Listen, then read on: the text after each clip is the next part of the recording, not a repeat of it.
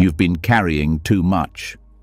The tension in your jaw, the racing thoughts, the heaviness in your chest you can't explain. They told you to push through, to hustle, to be strong.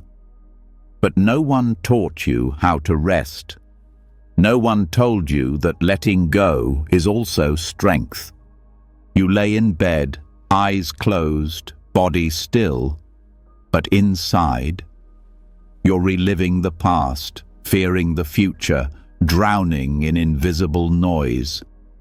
Here's the truth.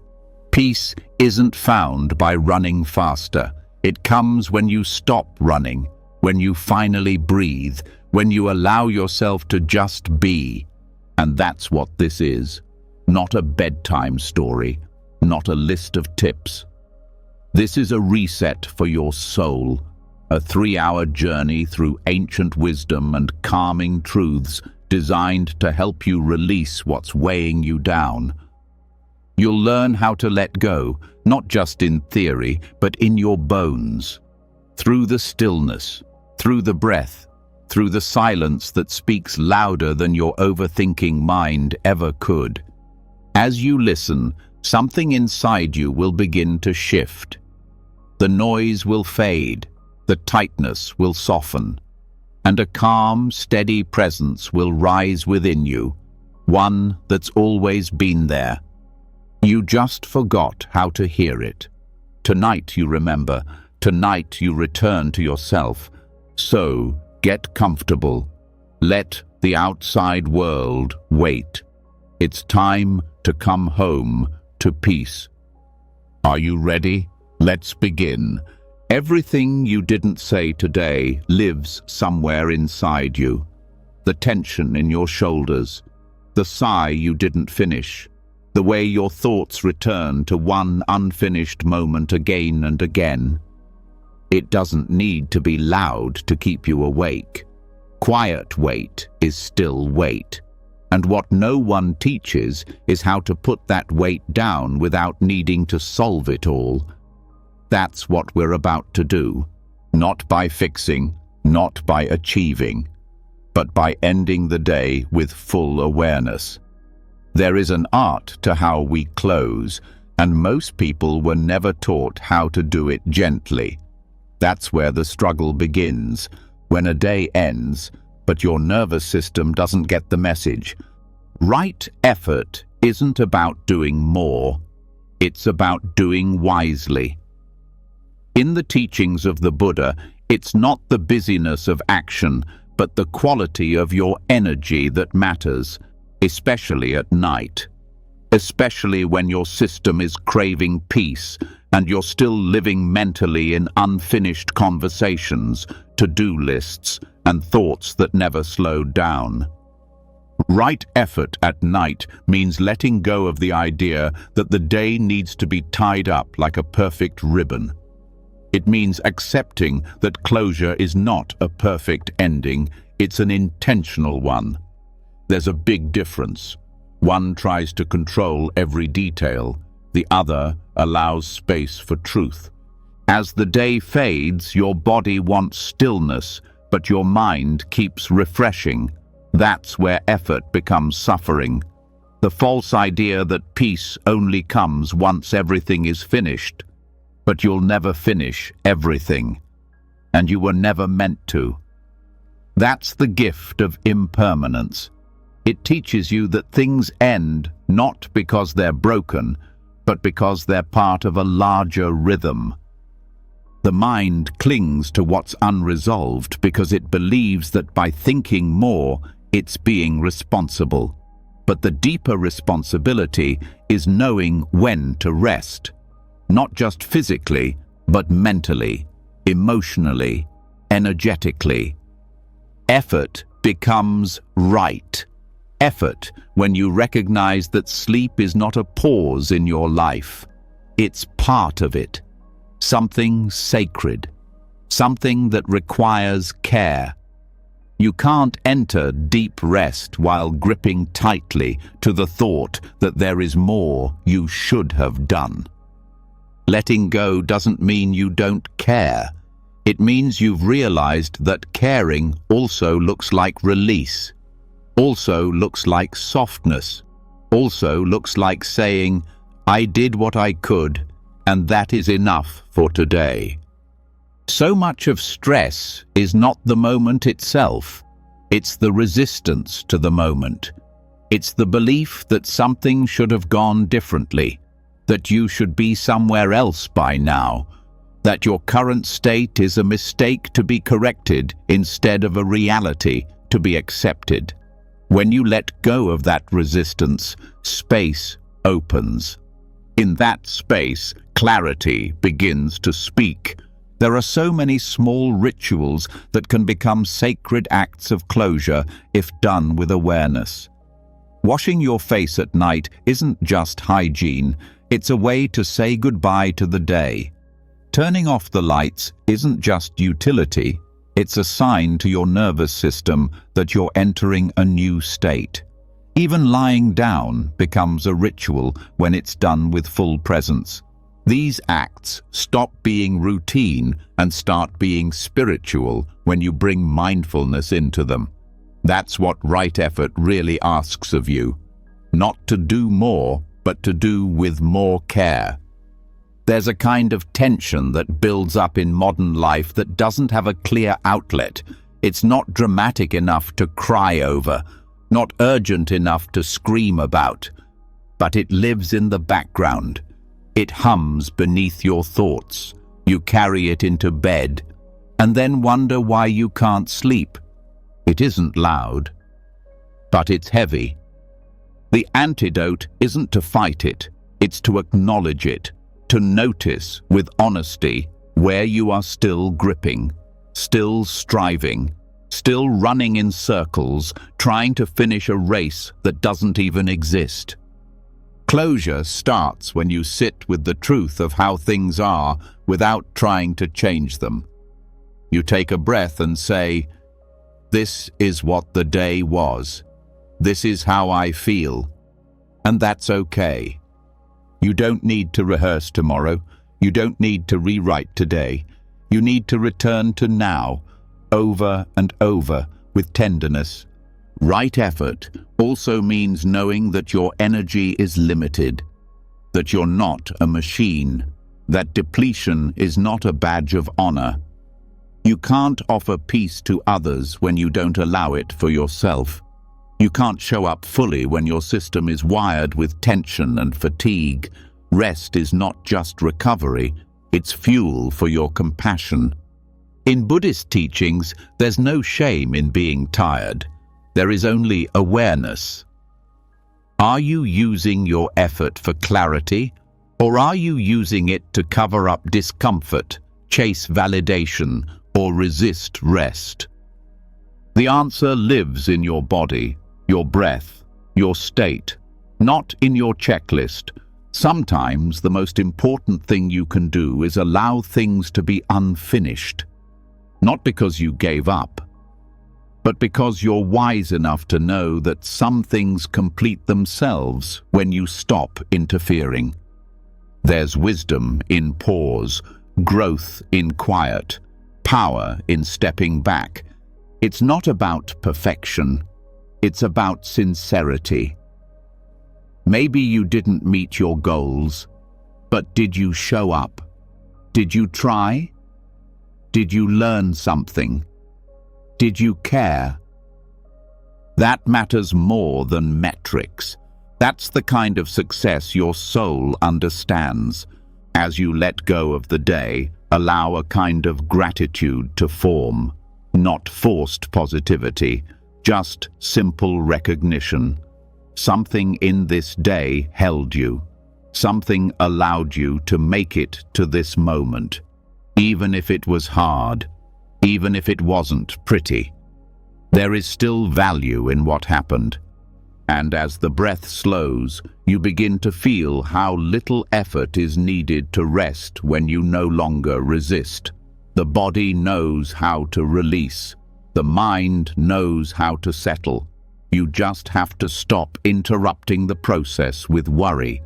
Let thoughts pass without feeding them. Let emotions surface without suppressing them. Let the body soften in its own time. Rest isn't something you have to earn. It's something you return to. It's always been yours. What makes closure hard is the fear that if you let go, you'll lose control. But you never really had control. You had choice. You had intention. And now you get to choose softness. Now you get to intend peace. The more you allow yourself to stop reaching, the more you feel what's always been within reach. A quiet stability, a rooted stillness, a sense that you don't have to try so hard to be okay. You already are. Right effort honors cycles. Just as there is time for movement, there is time for rest. Just as there is time for doing, there is time for being. When you try to carry daytime energy into nighttime stillness, you create friction. Closure is what smooths the transition. Letting the day go doesn't mean pretending it didn't happen. It means placing it down with care, saying, "Thank you, that was enough," and meaning it.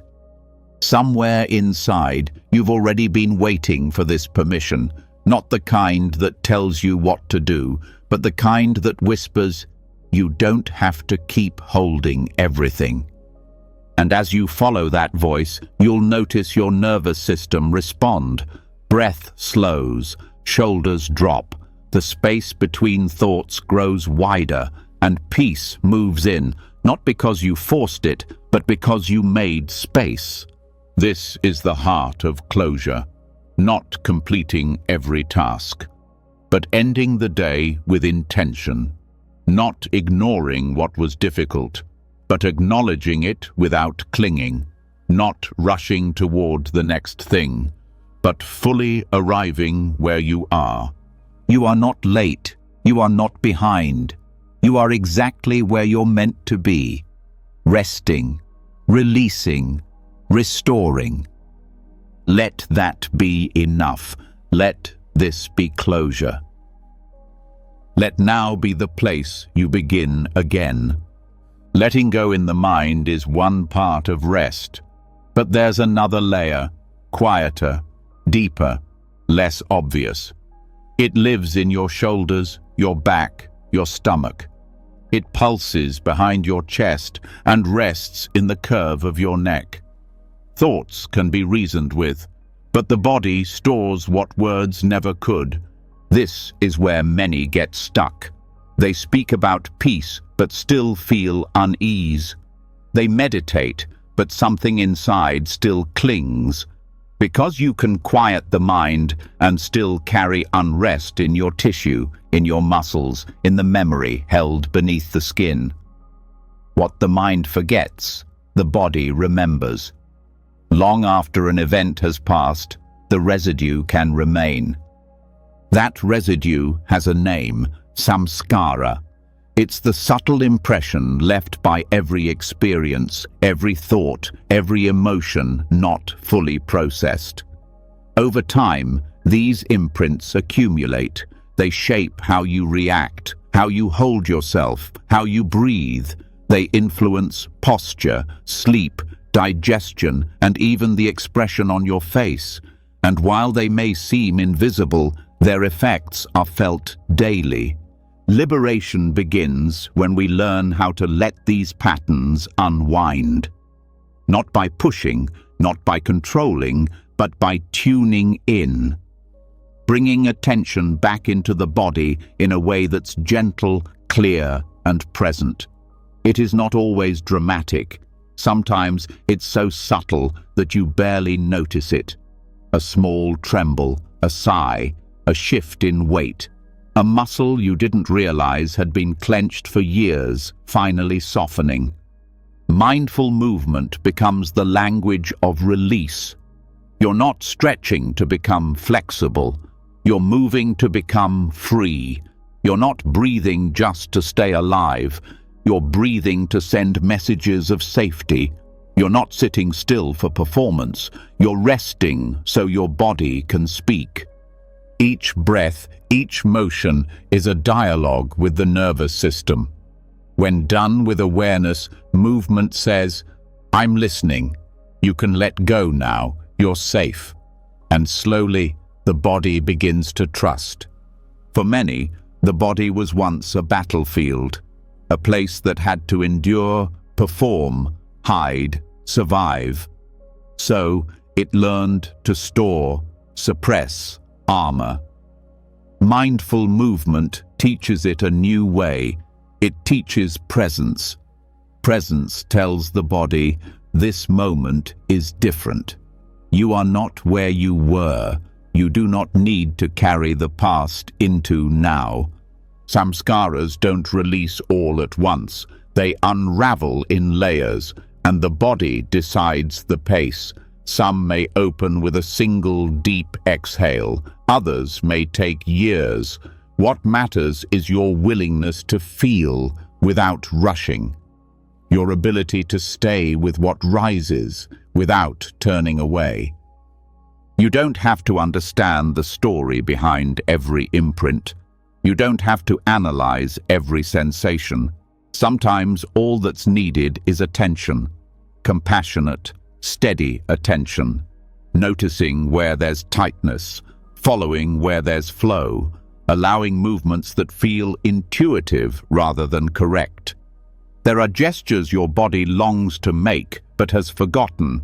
Not the structured poses of exercise, but the natural instinctual expressions of presence. Rolling the shoulders slowly, letting the spine sway, rocking side to side, letting the jaw drop open for the first time in days, yawning fully without holding back. These are the body's ways of saying, I'm starting to feel safe again. When you practice mindful movement regularly, the body becomes more honest. It starts to show you what it's held. Trembling after a long silence, tears that arrive unexpectedly, breath that feels unfamiliar. These aren't breakdowns, they are breakthroughs. They are signs that what was once trapped is beginning to shift. Breathwork is part of this release. Not just shallow breathing, but full, present, conscious breath. Breathing into the places that feel numb. Exhaling where tension has taken root.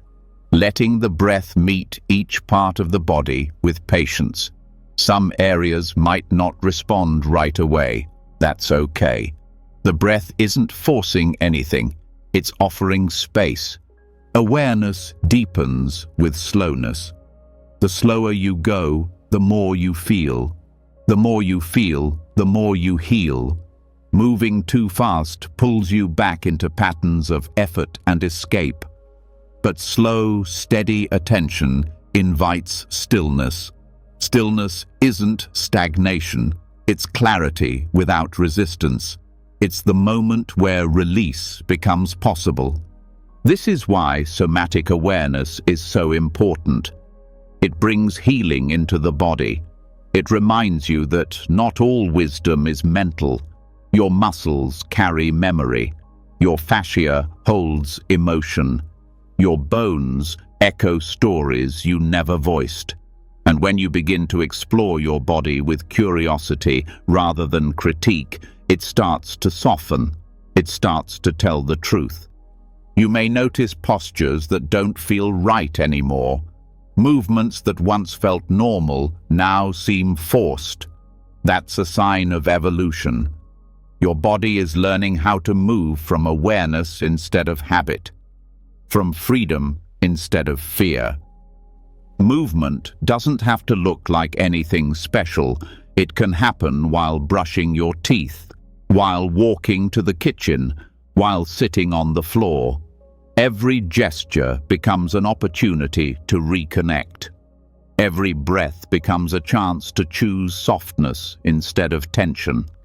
Trust deepens the more you listen. If you're tired, lie down. If your breath wants to deepen, let it. If your fingers twitch, allow it without needing to explain. The body speaks its own language. Presence is how you learn it. At night especially, these practices carry power, because that's when your defenses are lower, that's when your awareness turns inward. You begin to feel what you numbed during the day, so instead of shutting it down, create space for it.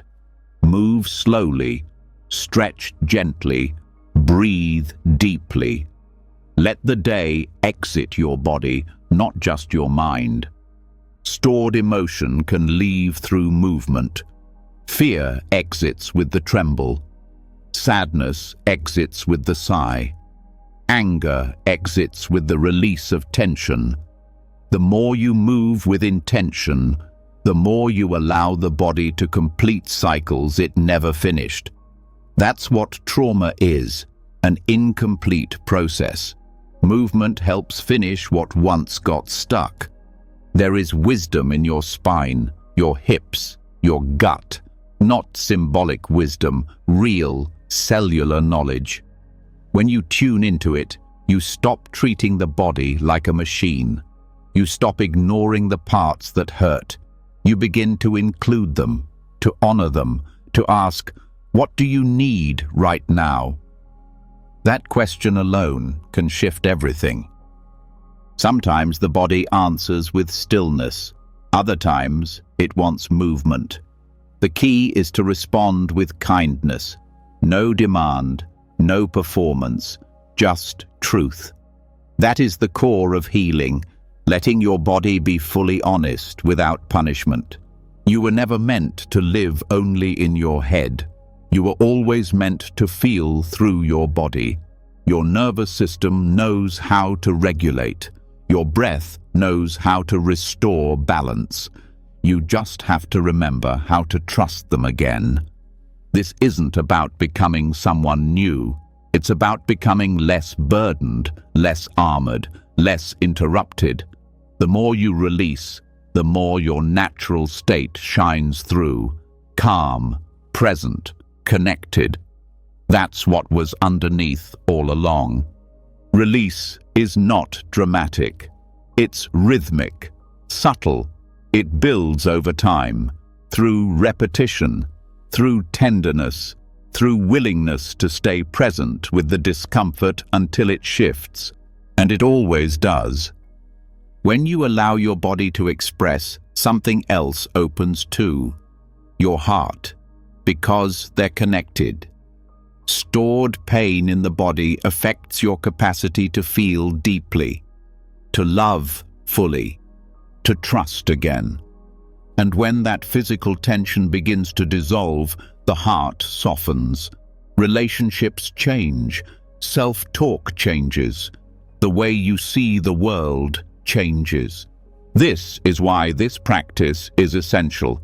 It's not just for stress relief, it's for liberation. Liberation from old responses, old stories, old ways of being that no longer serve. Liberation that starts from within and ripples outward. And you don't need to be skilled. You don't need to know yoga or dance or anything structured. You just need to listen. Move slowly. Breathe. Stay present. That's enough. That's more than enough. Let this be your offering to yourself, not another thing to do, but a way to return to wholeness. Let it be sacred. Let it be personal. Let it be true. You deserve to feel what it's like to live in a body that isn't bracing itself. That isn't waiting for the next blow. That isn't holding on for survival. You deserve to live in a body that feels like a home. And that begins now, with one breath, one movement, one moment of letting go. Let the imprint dissolve, let the weight leave, let the presence deepen. You are not what you carried. You are who you become when you let it go. When the body begins to soften, the breath slows and your inner space clears, something unexpected starts to happen. Thoughts rise, not chaotic ones, but old ones. Stories you've repeated, roles you've clung to, identities you've been wearing for so long you forgot you could take them off. It's quiet now, and in that quiet, they become loud. This is the moment where presence asks for something deeper than stillness.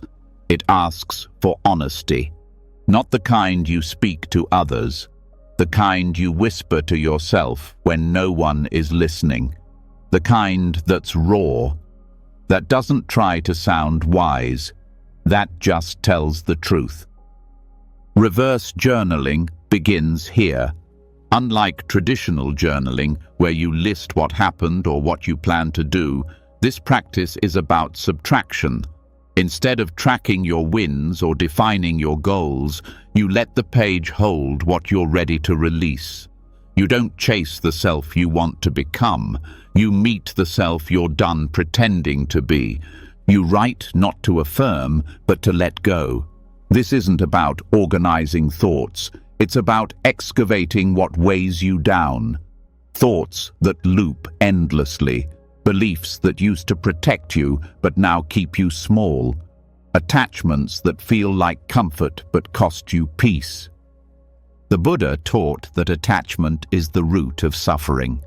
That clinging, even to the good, leads to pain, because everything changes. And when we try to hold what is meant to pass, we suffer. Reverse journaling is the practice of setting those attachments down on the page so you can walk forward with less. It's not always obvious what you're attached to. That's why writing helps. The page reflects what you might not have noticed. A repeated phrase, a pattern of fear, a need to explain yourself. When you write without a filter, your unconscious reveals what you haven't had the space to say out loud. Start simple. You can begin with the phrase, "I release," and let your hand move. Don't judge what comes out. Don't pause to make it beautiful. Let it be messy. Let it be real. You're not documenting your life. You're clearing the space to live it. Maybe you release the idea that you have to be productive to feel worthy. Maybe you release the need to be understood. Maybe you release an old version of yourself who needed to survive in ways that no longer serve you. The power isn't in how well you write. It's in how deeply you feel what's written. This practice is like opening a valve. What's been trapped finally has a way out. You don't need to understand every word. You don't need to interpret every line. The act of writing is enough. It moves what's stuck. The more you write from release rather than achievement, the more you start to feel lightness. You begin to see how much of your stress comes not from life itself, but from the attachments you place on life. Expectations, titles, outcomes, roles, control. You write to unhook from these, and over time, something subtle shifts. You stop writing to fix yourself. You start writing to meet yourself. You begin to notice the voices in your head that don't belong to you, the ones that sound like pressure, the ones that demand perfection. You put them on paper, you look at them, and you decide they no longer get to live inside you. This is not just emotional, it's physical. As you let go on the page, the breath changes, the tension eases, your body responds. Because letting go is holistic. You don't just release mentally, you release somatically, spiritually, even energetically. Reverse journaling makes that process tangible. You can burn the page afterward, tear it, crumple it, or keep it. There's no right way. The practice is not in the outcome, it's in the act itself. In the decision to meet your truth without decoration, without the pressure to be positive, without the need to solve, just being honest, completely, without fear of judgment. Sometimes you'll write the same sentence over and over. That's okay. Repetition is a sign of imprint. Some attachments are layered. They've lived in you for years. They don't dissolve in one moment. But each word is a crack in the armor. Each line is a breath of release. You'll notice over time that the voice on the page changes. At first, it may sound like resistance, then grief, then clarity, eventually space. You may even stop needing to write.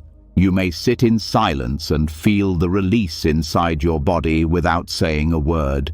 But until then, the page is a safe container, one that holds everything you've carried without asking you to carry it any longer. This practice also builds trust. Trust in your own presence, in your own capacity to hold truth. You begin to see that what you feared confronting is not as powerful as your willingness to see it, that the things you avoided weren't too big. You just needed a way to meet them gently. There's no need to write for anyone else's eyes. This is not a performance. This is a mirror. The more honest you are, the more free you feel. You may find that what you release changes daily. One night it's fear of being left. The next, it's pressure to be strong. Another time, it's the guilt of resting. The practice meets you where you are. It evolves with you. It reflects your inner world without editing it. Over time, you may begin to release things before they settle in. You'll notice when you're gripping. You'll feel the impulse to control and choose to soften instead. Writing becomes less of a task and more of a ritual, a way to return to center. And you don't need long. Sometimes a few minutes is enough. A few lines that clear the fog. You don't need to write an essay, just enough to hear yourself without noise. This is not journaling for planning. This is journaling for emptying, to create space, to feel less full of things you never meant to carry. And once that space is open, something new can enter. Insight, clarity, calm. You don't have to try to create these. They arrive naturally in the absence of clutter. There's something powerful about giving form to what was once formless. A thought held inside feels heavy. A thought written down feels seen. And what is seen can move. What is acknowledged can change. You may notice a pattern of attachment to outcomes, wanting things to go a certain way, feeling safe only if the future looks how you imagined. Reverse journaling helps you loosen that grip, helps you realize that you can still care without clinging. That freedom doesn't mean detachment from life, it means detachment from fixation. Some nights, the release is quiet. Other nights, it's emotional. Both are valuable. Both are real. There's no better or worse. There's just presence or absence. And you always have the power to return to presence. Write without goals. Write without purpose. Write just to see what rises when you don't censor yourself. Let the page carry what your body has held. Let the ink speak what your voice could not. Let your honesty be the practice, and let your practice be enough. Because you are not what you write. You are the space that holds it, the presence that observes it, the awareness that sees without judgment. And the more you release, the more you return to that spacious self, the part of you that is not burdened, that is not striving, that is simply here. This is where peace lives, and every time you pick up the pen, you return to it. word by word, breath by breath, truth by truth. Let it flow, let it leave, let it be gone. You don't need to carry it anymore. When the weight of what you've let go begins to settle, you don't always feel lighter. Sometimes you feel space, a strange, unfamiliar space where the old emotions used to live. The voice of release grows quiet, and you notice something deeper beneath it. Not pain, not joy, just stillness. And that stillness can feel confusing. You're not suffering, but you're not celebrating either. You're not full, but you're not empty in a sad way. You've reached something more primal, something beyond thought, something silent. This silence is not nothing. It's not a void in the way the mind fears. It is fertile, alive, a kind of inner night that holds more truth than all the thoughts that came before it. And here, you're asked to do something most people avoid, to stay, to stop searching, to be with the quiet and let it speak. This is where the practice of honoring darkness begins. In daily life, darkness is seen as something to fix, escape, or illuminate.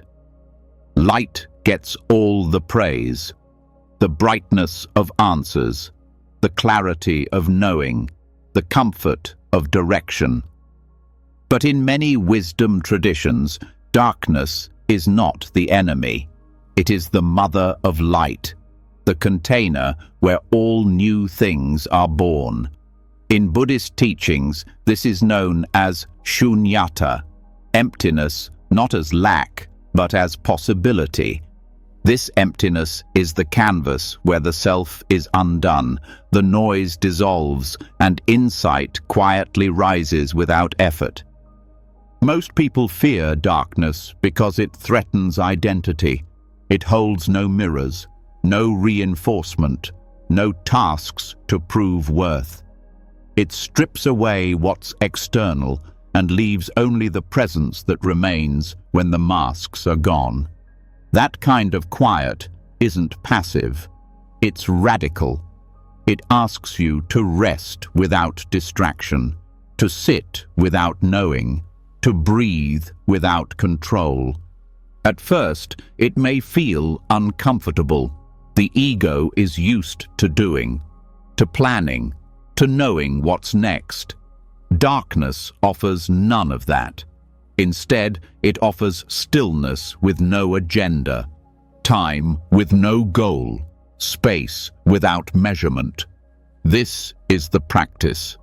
Let the darkness hold you, not as something to endure, but as something to enter willingly.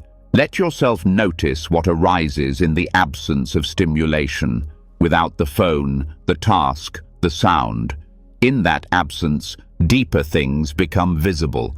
You notice your thoughts slowing. You notice your breath as it actually is, not as you want it to be. You notice the pace of your heart, the weight of your body against the bed or floor. You return to reality, but not the external kind, the internal kind, the one that doesn't change with the headlines or your inbox or your schedule. This kind of darkness has its own intelligence. It reveals things gently, not through concepts, but through sensations, flashes of insight that don't come from thinking, but from listening, from sitting in the unknown long enough to feel what lives there. It is here that clarity begins, not all at once, not with fireworks, but with quiet certainty. The kind that doesn't explain itself. It doesn't arrive with language. It arrives with presence, with depth, with the sense that something has shifted, even if you don't yet know what.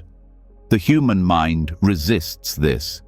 It wants categories, answers, light it can hold in its hand, but the truths that matter most often rise from darkness. They emerge like roots, hidden but strong. They reshape how you move, not with force, but with depth. Honoring darkness means allowing space for not knowing, not rushing to explain, not needing to define. It means stepping back from your own storyline and being with whatever is there. That includes the parts of you usually edit out, the grief that hasn't spoken, the ache with no name, the questions with no answers. These are not problems. They are part of the terrain. They are signs that you are real. Silence is not the absence of meaning. It is the absence of noise. And from that quiet, meaning has room to arise naturally without being forced. There's wisdom in closing your eyes at night and not immediately filling the space. Let your mind rest in the dark. Let your thoughts slow without trying to control them. Let the quiet deepen. This quiet is not emptiness in the way the world defines it. It is fullness in disguise. In Buddhist thought, shunyata is not void. It is the space in which all potential exists. It's the field where you can release your grip and know that what matters will remain. The practice of honoring darkness is not dramatic. It's subtle. It asks you to sit with the absence of feedback. No one is watching. No one is grading. You are alone with your awareness. And what you find there is what you truly are when nothing is performing. Stillness is not stagnant. It's transformative. But only if you stay long enough to feel it. That feeling is not always peace.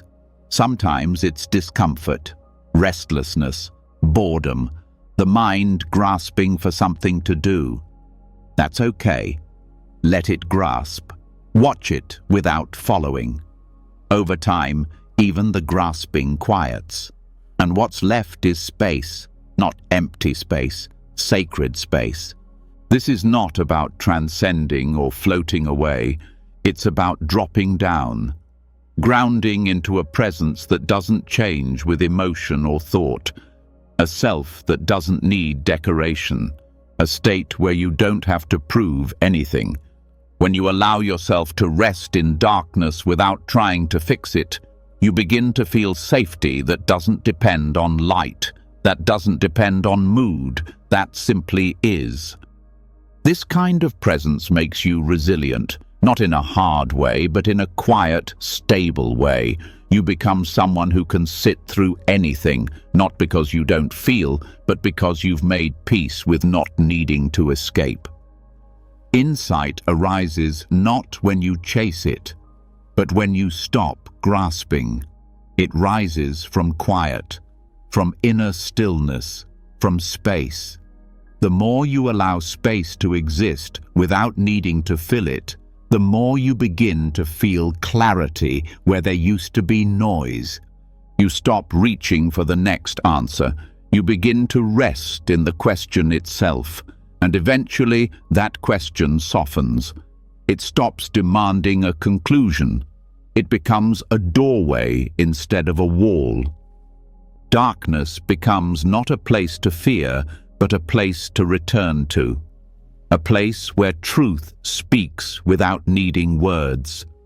A place where the layers fall away and what's left is real. The mind wants to label. This is bad. That is good. This is useful. That is waste. But the wisdom of darkness teaches you that meaning is not always immediate. That what seems useless can become vital, that what feels empty can be the source of everything. This is why stillness is a teacher, not loud but true, not flashy but deep. When you sit in darkness long enough, you realize you are not alone there. You meet a deeper part of yourself, the one who does not need to be seen to be whole. the one who does not need approval to feel enough. That part of you was never gone. It was just buried beneath the brightness. Let the dark hold you, not as a problem, but as a companion. Let yourself dissolve into the silence and find that something is still here, something that doesn't move when thoughts move, doesn't shake when emotions shake, that something is you, that something is presence, that something is the foundation from which real insight can grow. You don't need to light every corner of your mind. Some parts are meant to rest in shadow. Some truths bloom in quiet. Some strength is built not in effort, but in surrender. So surrender to the stillness. Honor the space. Trust the darkness. Not because it's dramatic, but because it's real. Stay with it long enough, and you'll find it's not empty after all. It's full of everything you forgot to feel, everything you never had time to process, everything you pushed aside to keep going. And when you meet those things without flinching, they soften, they transform, and you do too, because darkness isn't here to scare you. It's here to show you what remains when everything else fades. And that is where real clarity begins. When you've sat long enough in the quiet, when you've allowed the darkness to hold you without judgment or resistance, something changes. You begin to sense that you're not falling apart. You're falling into place. The grip loosens, the striving fades, and what's left is a still awareness that feels strangely familiar. Not the kind of awareness that thinks, the kind that watches gently, knows quietly, waits without rush. From that space, your relationship to night begins to shift. The hours ahead are no longer a blank void of unconscious sleep. They become a continuation of practice, a new canvas for awareness, a softer field where seeds can be planted without distraction. Sleep becomes a gateway, not an escape. This is where dream rehearsal begins. In most lives, the boundary between waking and sleeping is abrupt. One moment you're scrolling, planning, worrying. The next, you're trying to switch it all off and fall into rest. But the mind doesn't work that way. It carries momentum. Thought continues even after the body stills, and dreams are often shaped by the last impressions held in consciousness before sleep. Which means your dreams are not random. They are reflections of the emotional tone, focus, and internal narratives you bring into the night. Instead of surrendering to random mental noise, dream rehearsal offers a different approach. It is the intentional act of shaping your final thoughts, your final emotions, your final inner focus before sleep, so that the mind continues to move in that direction while you dream. Rooted in the Buddhist practice of bhavana, or mental cultivation, this is a way of planting seeds with care. You choose where to rest your awareness. You decide what impressions will be the last ones to touch your inner world before you drift. This practice is not forced. It's not about controlling what you dream. It's about guiding the emotional current that flows through your dreams. It's a gentle steering, not a grip. And that shift, small as it sounds, can shape not just your nights, but your days. Because dreams don't just reflect the subconscious, they also affect it. The mind processes memory, emotion, fear, and intuition while you sleep. And when you enter that process with intention, you can begin to transform from within. The starting point is presence. Before bed, before your eyes close, you pause, not to scroll, not to analyze, just to center yourself. to become aware of the thoughts that have been running all day, and then, slowly, to step back from them, not because they're wrong, but because they're no longer needed. Next comes emotional alignment. Ask yourself what emotion you'd like to carry into the night. Not what you're feeling right now, but what you want to cultivate. Peace, forgiveness, gratitude, courage. You breathe into it. You hold it gently in the heart. You don't force it. You simply invite it. You let it begin to color the space inside you. Then you bring your attention to a theme. It could be a question you're holding, a quality you want to understand more deeply, a relationship you'd like to heal, a fear you're ready to release. You don't try to solve it. You simply hold it with presence. You let the question rest in your awareness like a candle, soft, unassuming, and you trust that the dreaming mind may move toward it in a way that your waking mind cannot. If this is new, it may feel subtle. You may wonder if anything is happening, but the work is internal. It doesn't need validation. Over time, the practice begins to reshape your inner rhythm. You begin to notice that dreams carry more meaning. You may wake with insight that wasn't there before. You may feel lighter, more resolved, even without clear reasons. That is the fruit of mental cultivation. Some people choose to write before sleep. A few words to ground their focus. A sentence of what they're releasing. A reminder of the quality they want to grow. The act of writing helps set the intention in place. Others speak a phrase aloud. A mantra, a wish, a prayer. Even a whisper is enough. What matters is sincerity, not complexity. You may also visualize, not to force imagery, but to gently evoke it. A place that feels safe, a symbol of healing, a face that carries kindness. You hold it in your awareness with tenderness, letting it settle into your consciousness like a gentle imprint. Not a story, just a feeling, a tone, a direction. Bhavana is not about suppressing thought. It's about redirecting energy. It's about choosing what grows inside you. And in this case, it's about choosing what you sleep with, not physically, but emotionally and mentally. Over time, this becomes less of a technique and more of a rhythm. Your nights become less reactive, less random, more aligned with your deeper self. Dreams begin to feel like conversations with your own unconscious, not chaotic but insightful, not jumbled but strangely wise. And even when dreams are challenging, they don't shake you as much, because you've entered the night with grounded awareness. You're not at the mercy of your mind's debris. You're actively tending to the garden of your sleep. This practice also builds relationship with intuition.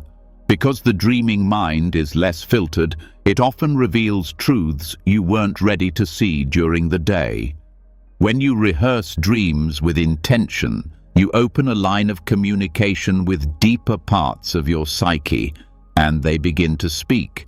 You may begin to wake with clarity, not always logical, but felt. You may feel nudged toward decisions that you resisted before. You may sense forgiveness where you once felt resistance. These are not accidents. They are the results of quiet cultivation. Compassion also plays a role. You may rehearse dreams with the intention to meet someone with understanding, to release resentment, to speak what you didn't get to say. The dream becomes a sacred space for that healing to unfold. Not as a substitute for waking life, but as a space where the heart can soften without interruption. Insight comes not just from reflection, but from openness. When you sleep with a mind that is open, soft, and directed with care, you create space for insight to arise without force. Dreams can carry messages, images, symbols that speak louder than words, and the more present you are before sleep, the more clearly you hear them. This is not about controlling sleep. It's about meeting sleep as a partner, a sacred transition, a space for transformation. And even if you don't remember your dreams, the practice still works. The mind processes in layers. What you plant before sleep affects how you wake, your mood, your thoughts, your energy. The deeper self is listening, always, even when you don't consciously hear it. Over time, sleep becomes something more than rest. It becomes a temple, a place where you meet yourself more deeply than in any mirror, a place where you dissolve the self you performed all day and return to the self that simply is. Dream rehearsal isn't about doing more, it's about doing differently, with care, with clarity, with love. It's a small shift that creates deep change, a quiet act that speaks loud in the soul. Let your nights be sacred. Let your last thoughts be gentle. Let your heart soften before sleep. Let your inner world be shaped with kindness. What you give to your dreams return to you. Let it be peaceful. Let it be wise. Let it begin tonight. The more intentional you become with sleep, the more you realize how much of life isn't about control. It's about relationship. Your relationship with silence, your relationship with time, your relationship with uncertainty. And one of the hardest relationships to make peace with is the one you have with your own limits. Not just physical ones, but emotional, mental, and circumstantial. The things you cannot do, cannot change, cannot reach, at least not yet. These limits often feel like failure, like something to fix, stretch, or overcome. But what if they weren't flaws? What if they were teachers? This is where gratitude begins to shift everything. Not the kind of gratitude that only celebrates comfort, not a list of things that went well, but a deeper kind, a kind that includes the things you resisted, the things you called inconvenient, the ones that stopped your plans, the ones that made you feel small. This gratitude takes courage, because it asks you to see clearly what you cannot change and still bow to it, not out of weakness, but out of wisdom. Limitations shape us in ways freedom never could. They focus our energy. They help us choose. They define where we begin and end. And when you stop fighting them, you begin to understand what they've been teaching all along. Patience, presence, compassion, simplicity, surrender. Upekkha, equanimity, is not a numb or passive state. It's the peace that comes from full acceptance, not resignation, not defeat, but a kind of knowing that all things rise and pass, including your limits. Even boundaries are impermanent. Even struggle shifts shape. Nothing stays locked forever. So instead of bracing against what restricts you, you start to soften into it. You begin to ask, what is this showing me, rather than, how do I escape this? Limitations reveal the truth about your needs. They point to the areas where you've been pushing too hard, where you've forgotten to breathe, where your expectations have outpaced your energy. They are the body's way of reminding you to return to balance. They are not punishments, they are signals. When you feel blocked, there is usually something deeper happening than mere inconvenience. Often, a limitation protects you from something you're not yet ready to carry.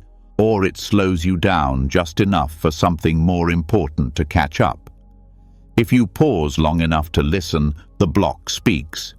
It says, stay here, look again, rest, rebuild, rethink, realign.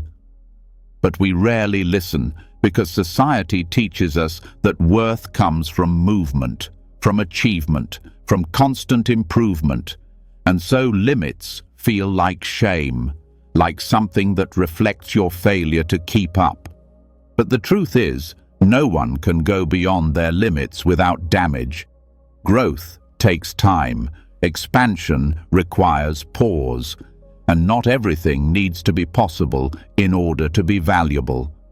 Some doors stay closed so that you can finally look inward. When you begin to thank your limits, your whole nervous system shifts. You release the constant tension of proving. You stop needing every moment to produce more. You recognize that value is not in doing more than others. It's in knowing when to stop, when to rest, when to say no. There is strength in knowing your edge. Wisdom in not pretending to be endless. That's where self-respect grows. Not from pushing beyond yourself constantly, but from honoring where you are fully. And what you find, paradoxically, is that limits, when accepted, become fertile. They become creative, they force simplicity, they inspire focus, they bring clarity. When everything is possible, energy scatters. When you accept what's not available, your attention deepens, your appreciation grows. Gratitude for limits doesn't mean you never grow again. It means you trust the timing of your growth. You understand that expansion is not always up to you, that some growth happens underground, in silence, in waiting, that some things are preparing you before you even realize it. You begin to see how your greatest wisdom often came from the times when you were held back. The insight you carry didn't come when everything went your way. It came when you had to find meaning without answers. It came when the path was blocked and you had to stand still long enough to hear what you'd been missing. And over time, equanimity grows. You stop needing life to be smooth in order to be calm. You stop needing everything to work out before you feel peace. You begin to hold joy and disappointment in the same breath. You don't push away the hard, you hold it with grace. This is the root of real strength, not in overpowering obstacles, but in meeting them with eyes open. In sitting with life as it is, without tightening your grip. That's what freedom actually feels like. Not endless options, but inner stillness, even when options narrow. When you're grateful for your limits, you stop arguing with the moment. You stop needing it to be different in order to feel okay. That's not giving up, it's waking up. And from that wakefulness, new kinds of freedom appear. The freedom to rest, the freedom to say no, the freedom to choose with care, the freedom to be fully where you are without apology. Gratitude brings ease, not because it fixes what's hard, but because it shifts how you relate to it. You stop seeing yourself as a victim of circumstances. You start seeing yourself as a participant in a sacred unfolding. You stop waiting for the right conditions to feel whole. Wholeness includes edges. It includes walls. It includes pauses. You don't need to break through everything. Sometimes you just need to notice what's already here. Even pain can be met with thanks, not for the suffering itself, but for what it reveals, for what it softens, for how it humbles and sharpens you. Gratitude doesn't make pain disappear. It gives it meaning.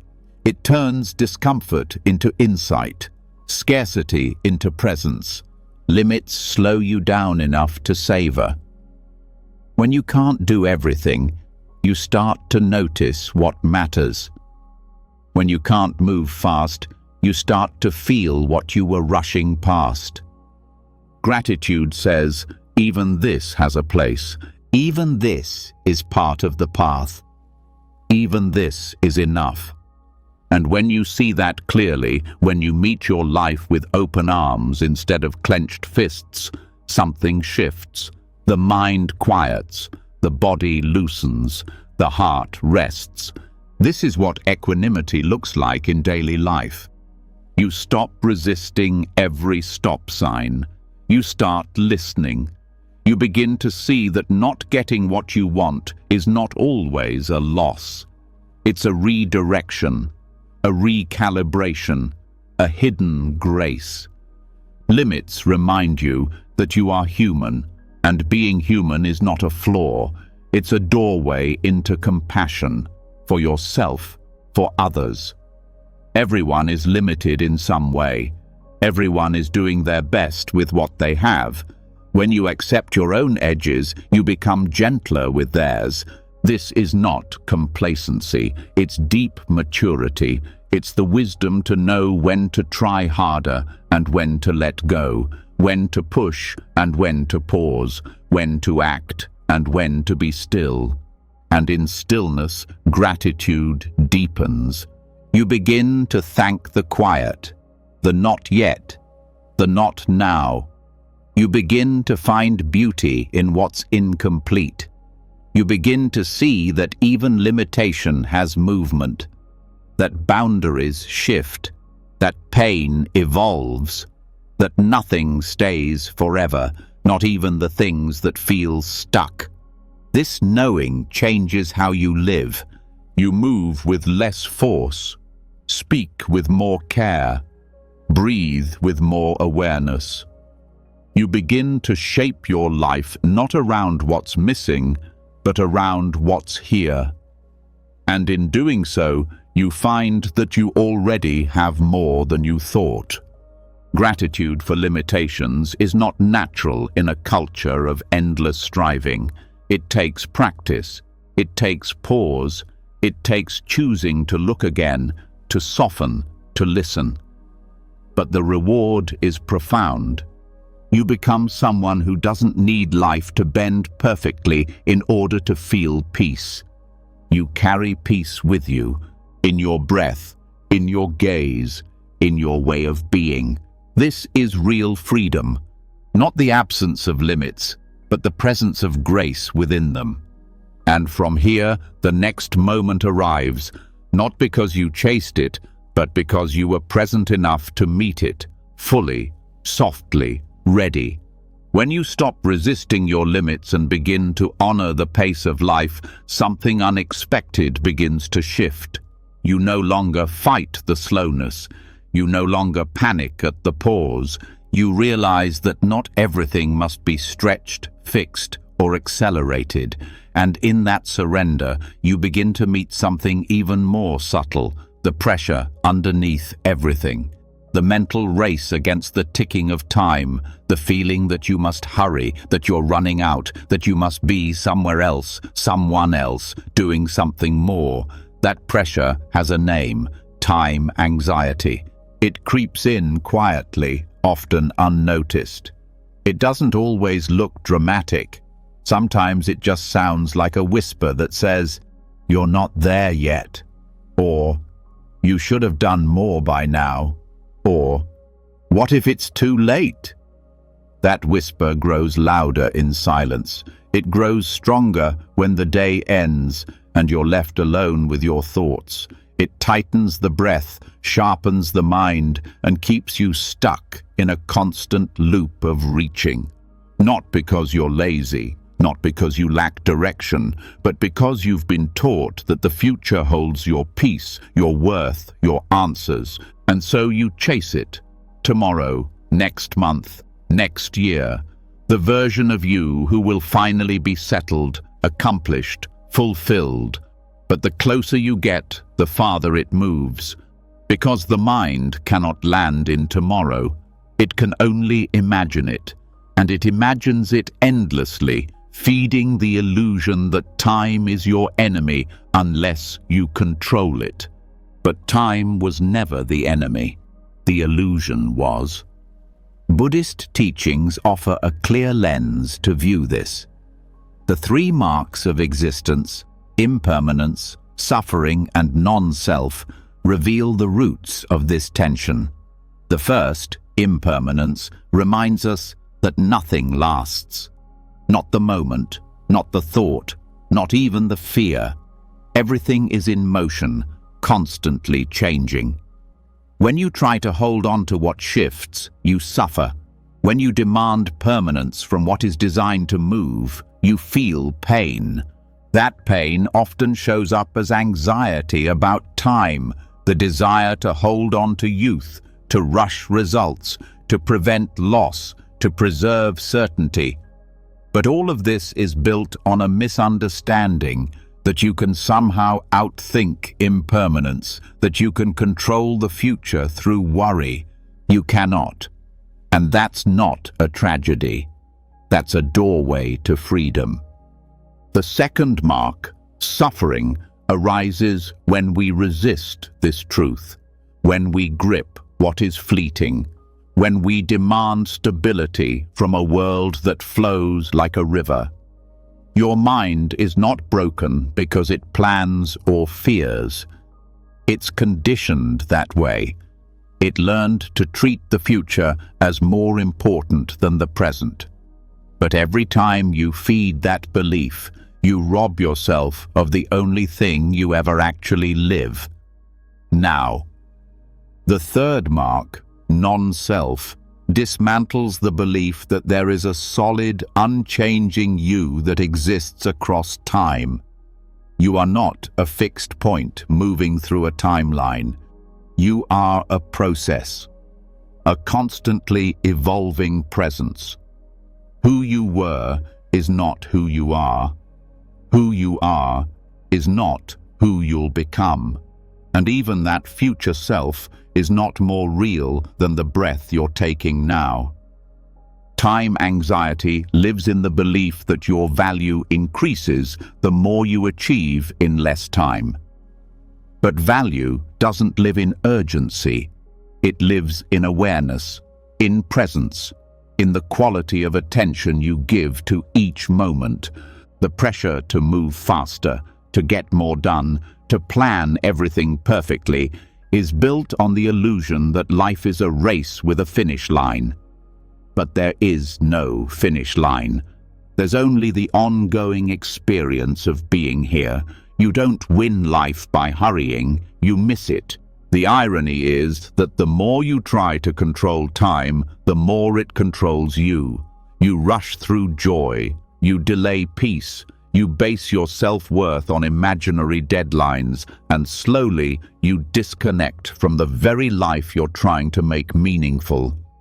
Freedom doesn't come from better time management. It comes from stepping out of the trap of time altogether. Not by ignoring the clock, but by relating to it differently. Time is not your master. It is a measure, that's all. You are not late. You are not behind. You are here.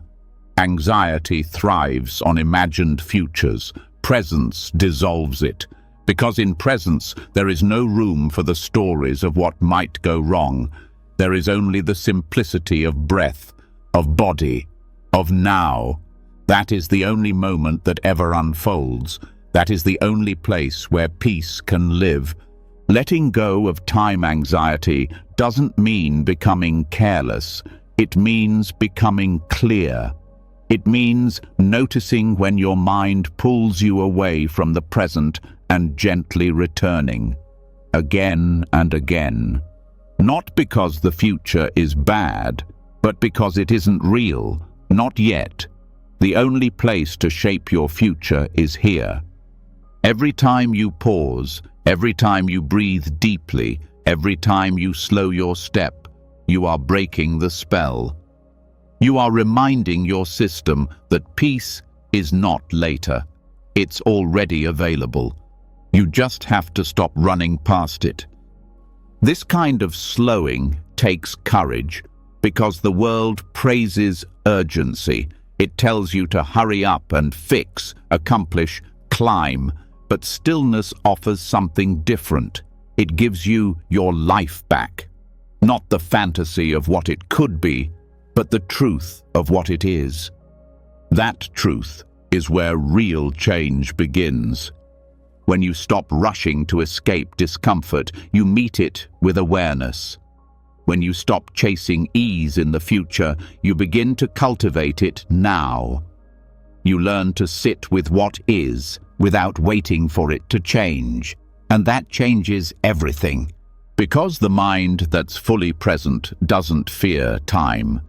It doesn't measure worth by hours or years. It sees clearly that the past cannot be fixed and the future cannot be known, and that both are just thoughts, projections, not places. Your breath is not in tomorrow, it's here. Your peace is not in later, it's here. The more you anchor yourself in this knowing, the less you fall into the old pattern of reaching. You stop needing to be somewhere else to feel okay. You stop needing to have everything figured out. You stop delaying life. Time becomes soft, spacious. It stretches around you instead of pushing you forward. You begin to feel that you have enough, even if nothing has changed on the outside, because inside you've let go of the demand to be somewhere you're not. Let that be your practice. Not to stop planning, but to stop worshipping the plan. Not to ignore time, but to stop believing that time defines you. Let presence become more important than productivity. Let awareness matter more than achievement. In that space, suffering loosens, fear quiets, and the self, no longer gripped by future or past, begins to dissolve into something wider, something deeper, not a story, not an identity, but a living experience.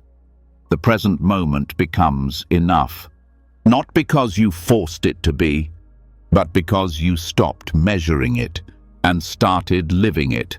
When the mind finally stops racing forward, when you've let go of the pressure to arrive anywhere else, a new kind of space begins to open, quiet, unfamiliar, soft.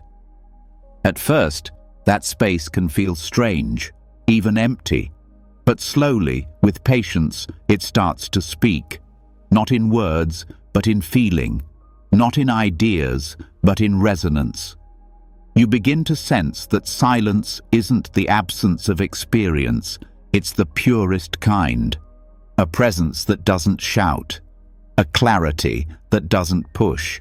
And as you enter that space, you find something even more surprising. The way into silence often begins with sound. This is not ordinary sound. It's not noise or distraction. It's not for stimulation or escape. It's sacred sound, the kind that doesn't fill your mind, but clears it. The kind that doesn't entertain you, but carries you inward. Through chant, tone, or mantra, vibration becomes a guide, one that leads your awareness to settle, to concentrate, to dissolve into stillness so profound it doesn't need silence to be quiet. The teachings of the Buddha speak of noble silence, not as just the absence of speaking, but as a state of full presence where the noise of self fades, where the inner dialogue stops looping, where the need to narrate disappears. But for most minds, that kind of silence is not easy to access directly. It's like trying to walk into still water while running. Sound becomes the bridge, a way to meet the mind where it is and walk it toward the space where it can rest. Mantra is one form of that bridge. A simple phrase or sound repeated not with tension but with rhythm, begins to slow the mind's movement. It doesn't try to overpower thought, it simply offers a steadier pattern. As the mantra repeats, thoughts begin to soften, the nervous system shifts, focus deepens, the body relaxes. It becomes easier to stay with the moment because the sound becomes the anchor, and it's not about the meaning of the words, it's about their resonance, their tone, their cadence. Ancient languages like Pali or Sanskrit were designed not just for speaking, but for vibrating through the body. Each syllable carries subtle impact, not mental, but energetic. The sound enters through the ears, but settles deeper. It touches places the intellect cannot reach. Chanting functions in a similar way, not as performance, but as practice. When done slowly, with full presence, it becomes a doorway to stillness. Your own voice becomes the tool that carries you into deeper awareness. Each note becomes a breath. Each phrase becomes a step toward quiet. This is why sacred sound is used not to fill space, but to clear it, to strip away the layers of mental noise, to replace chaos with rhythm, restlessness with repetition. It's not about volume or melody, it's about connection. When you chant or listen with full attention, you are not trying to get somewhere. You are being exactly where you are, completely. The paradox is that sound, when used with intention, doesn't disturb silence. It reveals it. Because silence is not the absence of vibration, it's the space that allows vibration to exist. It's the vastness behind the sound, the awareness that hears it without attachment. Tonal chanting deepens this process. Certain tones resonate not just with the ears, but with the body itself. The chest vibrates, the throat opens, the belly grounds. These are not abstract ideas. These are lived sensations, felt directly. As the sound hums through you, it brings your awareness out of thought and into the body, out of narrative and into now. You may begin with the sound, but eventually the sound becomes background. The vibration lingers, the repetition fades, and what remains is presence. Silence, not as emptiness, but as fullness without form. Sacred sound also teaches you to listen differently, not just to external sound, but to the subtle tones within you, the hum of your own breath, the faint ring of awareness, the rhythm of your heartbeat. These are not distractions, they are invitations. When you listen deeply, even your body becomes part of the practice. The deeper you listen, the less you need to add. You begin to see that silence is not a lack of sound, it is the absence of resistance. It is the space where sound and stillness merge, where you are not trying to control the experience, only meet it. This meeting is what dissolves separation between sound and silence, between self and awareness, between effort and ease. The mantra may fade, the chant may end, but the resonance remains inside you, around you, through you.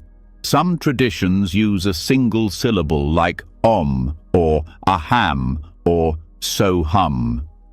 These are not decorations. They are keys. They vibrate in alignment with breath, and when repeated slowly, they entrain the mind. Thought loses its grip. The need to fix, to chase, to grasp begins to release.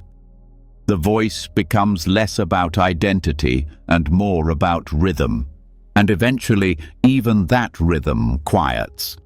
You are left not in absence, but in presence so complete it needs no words. This is noble silence, not blankness, not withdrawal, but awareness without commentary. You begin to feel that silence itself is a sound, the soft hum beneath everything, the vibration of being, and you no longer need to reach for it. It is always here. Sacred sound just reminded you how to hear it, and even when life gets loud again, you carry that stillness. You remember how to return. A single breath, a simple tone, a quiet chant whispered inward. And there it is again, the silence, not forced, just revealed. Because the deepest silence was never the absence of sound. It was the quieting of self. And in that quiet, everything is clear, everything is enough, everything belongs. When the sound fades, but the clarity remains, something profound is revealed. You begin to notice the space that held it all, the silence that was never truly empty, only quiet enough to let you see. And as your mind grows still, your awareness no longer clings to labels, explanations, or thoughts. The inner need to name, to narrate, to wrap everything in language begins to loosen. What rises next is not a thought, it is presence.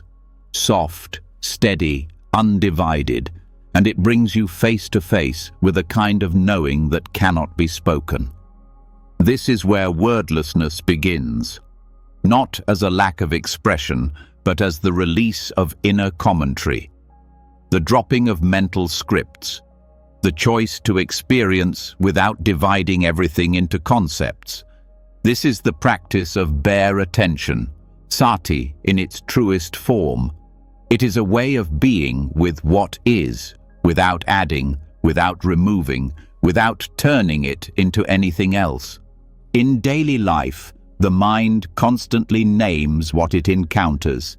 It splits the world into categories: good, bad, right, wrong, mine, not mine. It wraps experience in language and belief. This constant stream of labeling is called papanka, mental proliferation. It multiplies thought unnecessarily, creates tension where there is none, and turns what is simple into what feels overwhelming. When you practice wordlessness, you are not trying to stop thought. You are learning to see before thought, to be with experience as it unfolds, without leaning forward or pulling away. You meet the breath not as my breath, but simply as movement. You meet sensation not as pain or pleasure, but as changing energy. You witness sounds, emotions, and thoughts themselves, not as problems, but as ripples in the field of awareness. This kind of awareness does not grasp. It does not judge. It does not compare. It rests in what is, with full presence and no need to explain. It may sound subtle, but its effect is powerful, because the root of stress is often not the experience itself, but the story you tell about it. The commentary, the argument, the internal resistance. When you set aside the need to narrate, tension begins to dissolve. What remains is contact, direct, vivid, and real. This is not spacing out. It is the opposite. It is being so present that you don't have time to label. You feel before thought moves in. You return to a kind of innocence, the same awareness you had before you knew how to name a tree or a sky. Not because names are wrong, but because they filter reality, and sometimes reality simply needs to be seen. The practice begins with stillness. Not forced stillness, but a quiet willingness to stop chasing. You sit, you breathe, and you observe. When a thought arises, you notice it, not with judgment, but with clarity. You don't follow it, you don't push it away. You let it come and go like a cloud moving across the sky, and then you return, again and again, not to an idea, not to a belief, but to awareness itself. This awareness has no name. It is not you in the personal sense. It is not your personality or your history. It is what sees, what hears, what knows. It cannot be described, only recognized. When you abide in this awareness, the inner noise begins to fade. The opinions lose their grip. The urgency quiets. You stop needing to shape experience into something you can explain. You stop needing every moment to make sense. And in doing so, you begin to touch peace. Not the peace of everything being perfect, but the peace of not needing it to be. This is where freedom begins, because most suffering is born from the mind's attempt to fix, define, and control what it cannot. The more you try to manage life through thought, the more entangled you become. But when you see that you are not your thoughts, that you are the awareness behind them, you begin to rest in a place that thought cannot disturb. That place is wordless, not because it is empty, but because it is whole. You begin to trust experience as it is. You no longer need to explain sadness to know that it's there. You no longer need to justify joy to allow it. You meet each moment as it arrives, and you let it pass when it's ready. This trust deepens through practice, not a practice of doing more, but of doing less, of letting the world be what it is, of letting yourself be what you are, without the constant filter of internal language. And this doesn't mean abandoning thought. Thought has its place. Language has beauty. But you begin to choose when to use it. You stop living through it. You stop believing every sentence the mind constructs. You start seeing the gaps between the words, and those gaps are sacred. In those spaces, clarity is sharper. Compassion is easier. Presence is fuller. You feel the world not through the veil of ideas, but through direct contact. The breath as breath, the sound as sound, the body as sensation, the mind as movement. You witness all of it, and yet you cling to none of it. This is what it means to abide in pure awareness. It is a resting, not a running. It is a stillness that includes everything, even change. It is a space that holds the mind's chatter, but is never disturbed by it. And in that space, you begin to feel deeply what it means to be free. Free from mental storylines, free from the compulsion to define, free from the constant inner conversation about who you are, what you want, what you need to become. You begin to see that none of that was ever real.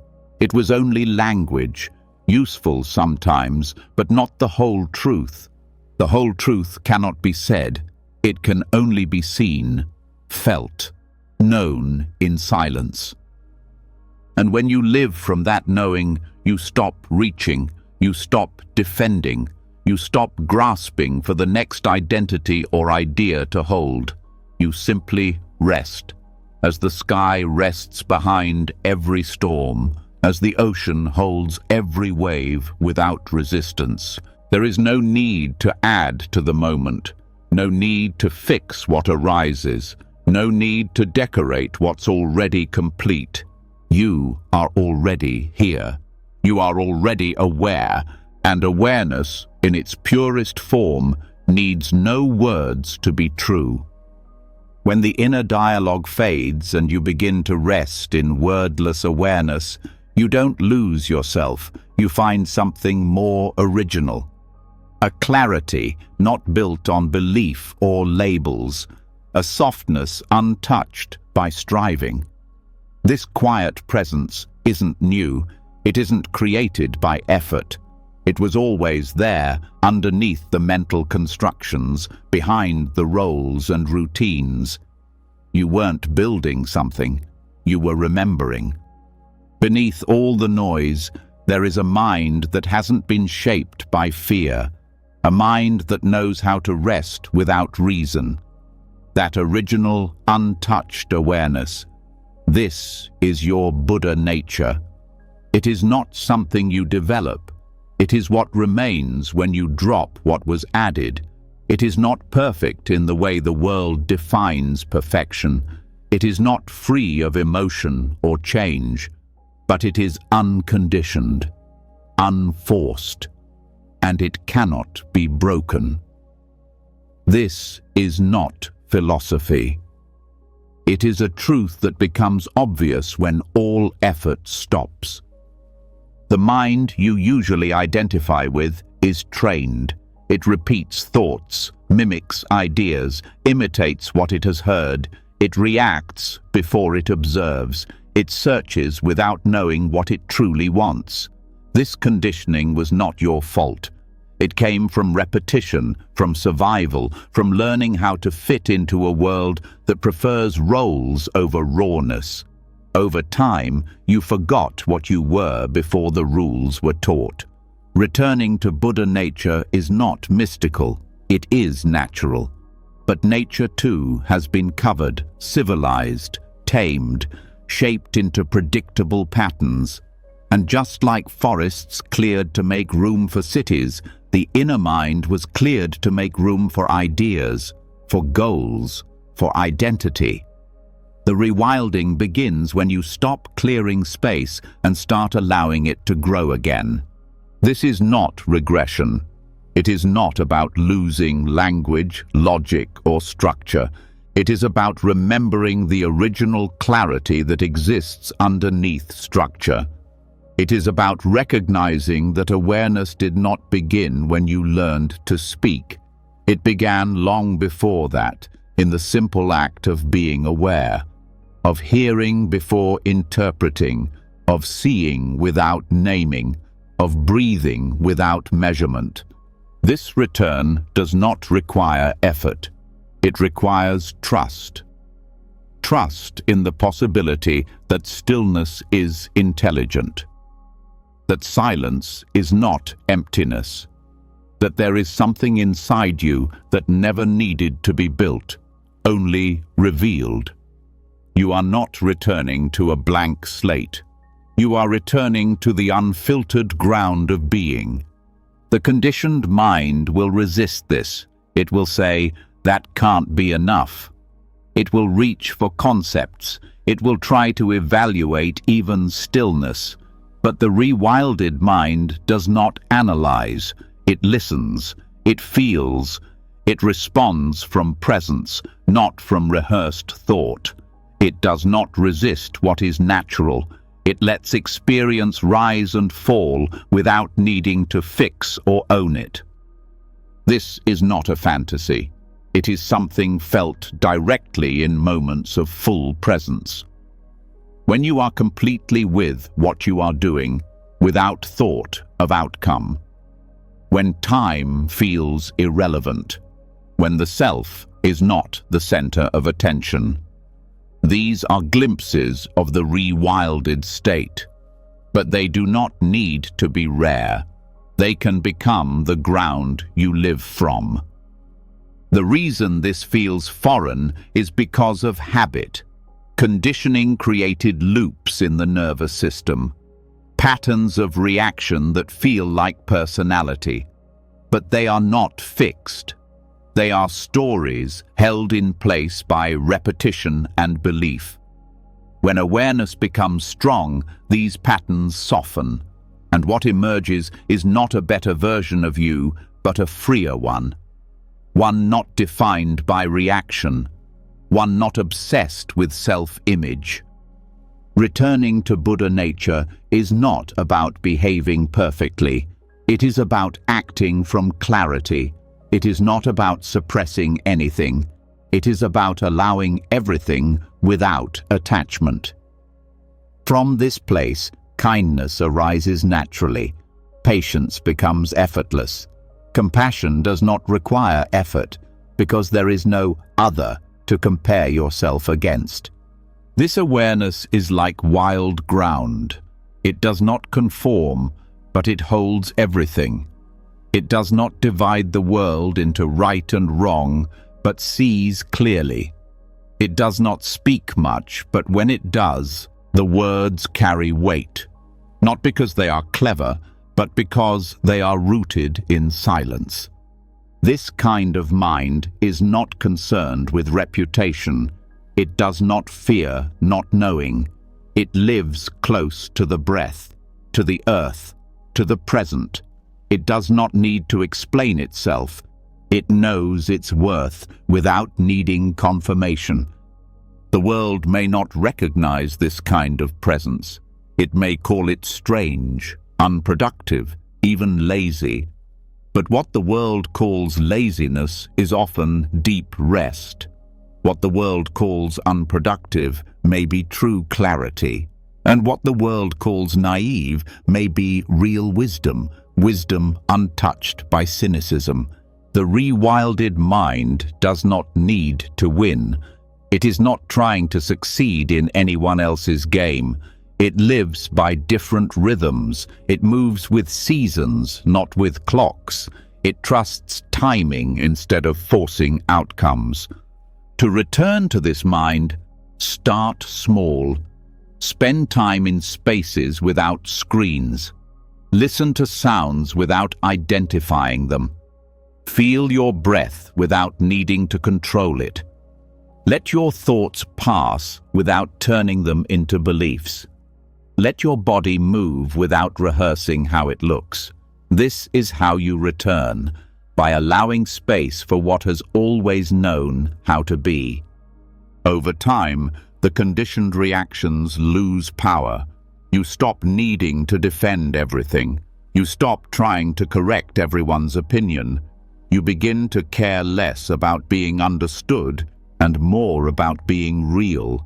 Your words slow. Your choices simplify. Your peace deepens. This kind of return is not an event.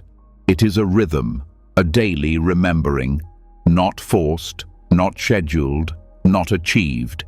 It is a loosening, a softening, a homecoming. And as you continue to return, you notice you need less approval, less control, less complexity. What once felt essential now feels heavy, and what once seemed ordinary, like breath, stillness, sky, feels sacred again. You don't need to fight your conditioning. You only need to stop feeding it. Stop rehearsing the old scripts. Stop believing every reaction is a truth. Stop performing a version of yourself that feels distant. Allow wildness, allow presence, allow stillness to guide you back to what never left. This is not spiritual performance. This is your original nature. It was never broken. It does not need improvement, only space, only trust, only silence deep enough to be heard again.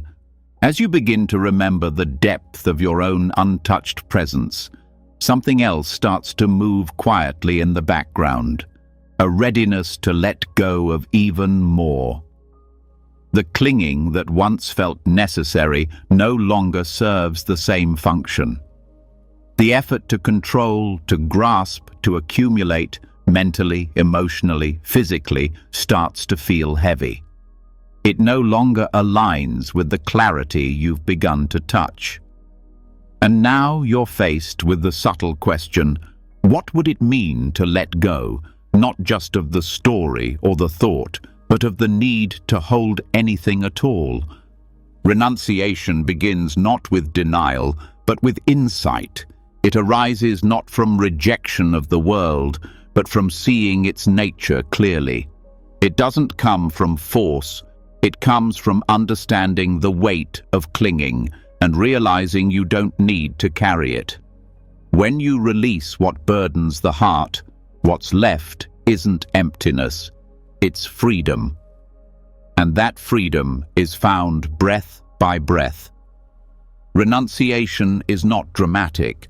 It happens slowly, through repetition, through gentleness, through awareness. And one of the simplest, most direct ways to enter it is through the breath, specifically through the exhale. In every breath out, there is a release. The body lets go, the lungs surrender, the muscles soften, and with it, the grasping loosens. The breath can become a teacher of letting go, not just of air, but of resistance, tension, identity. Every exhale can be an offering, a moment of trust, a decision to stop holding what was never yours to begin with. This is where Asubha Bhavana comes in, the contemplation of what is not beautiful. This practice is not about negativity or rejection. It is about clarity. It is a way of training the mind to see without glamour, to unhook from the attachments that come from illusion, to stop chasing what cannot satisfy. When you contemplate the body, not as something to be desired, but as something impermanent, fragile, constantly changing, you begin to see how much of your clinging was based on misunderstanding. This isn't about shame, it's about realism. It's about seeing things as they are, not better or worse, just clearer. The body ages, sensations pass, pleasures fade. And when this is understood deeply, the grasping begins to fall away naturally. You no longer chase what you know cannot last. You no longer depend on what shifts for your sense of peace. Breathing with this awareness becomes a sacred act. Each inhale brings you into presence. Each exhale carries away what's no longer needed. You do not have to force renunciation. You breathe it. You trust that what releases with the breath was meant to leave, that you are not made smaller by letting go, but lighter. And this breath-based renunciation is not limited to material things. It applies to ideas, expectations, attachments to identity. You can breathe out the need to be right, the pressure to be liked, the fear of being misunderstood. Each one is a weight, and the breath knows how to set them down. You begin to live differently when renunciation becomes embodied. You speak less from defense. You act less from impulse. You move with more space around every decision. Not because you've given up, but because you've seen what matters. You've seen what lasts. And it's not the thing you clung to. It's the clarity that came when you stopped. Renunciation also brings gentleness, not because it softens truth, but because it removes urgency. You no longer have to get what you want to be at peace. You no longer panic at delay or loss. You start to notice that joy lives not in acquiring, but in releasing, not in controlling outcomes, but in meeting what is. Asubha Bhavana teaches you to stop seeing only the polished surface. It invites you to look deeper, not with judgment, but with honesty. When you reflect on the body as a process rather than an object, you stop being seduced by temporary satisfaction. You see the unfolding, the aging, the fragility. You stop expecting it to bring permanent happiness. This doesn't create coldness. It creates compassion. You recognize that everyone is walking around in a changing, vulnerable form, that no one escapes decay, that no beauty is permanent. And from that insight, you begin to feel less alone. You no longer feel the need to compete, compare, or possess. You see your sameness with others, not your difference. Breathing with this insight shifts everything. The breath becomes not just a tool, but a ritual, a practice of returning again and again to what's real.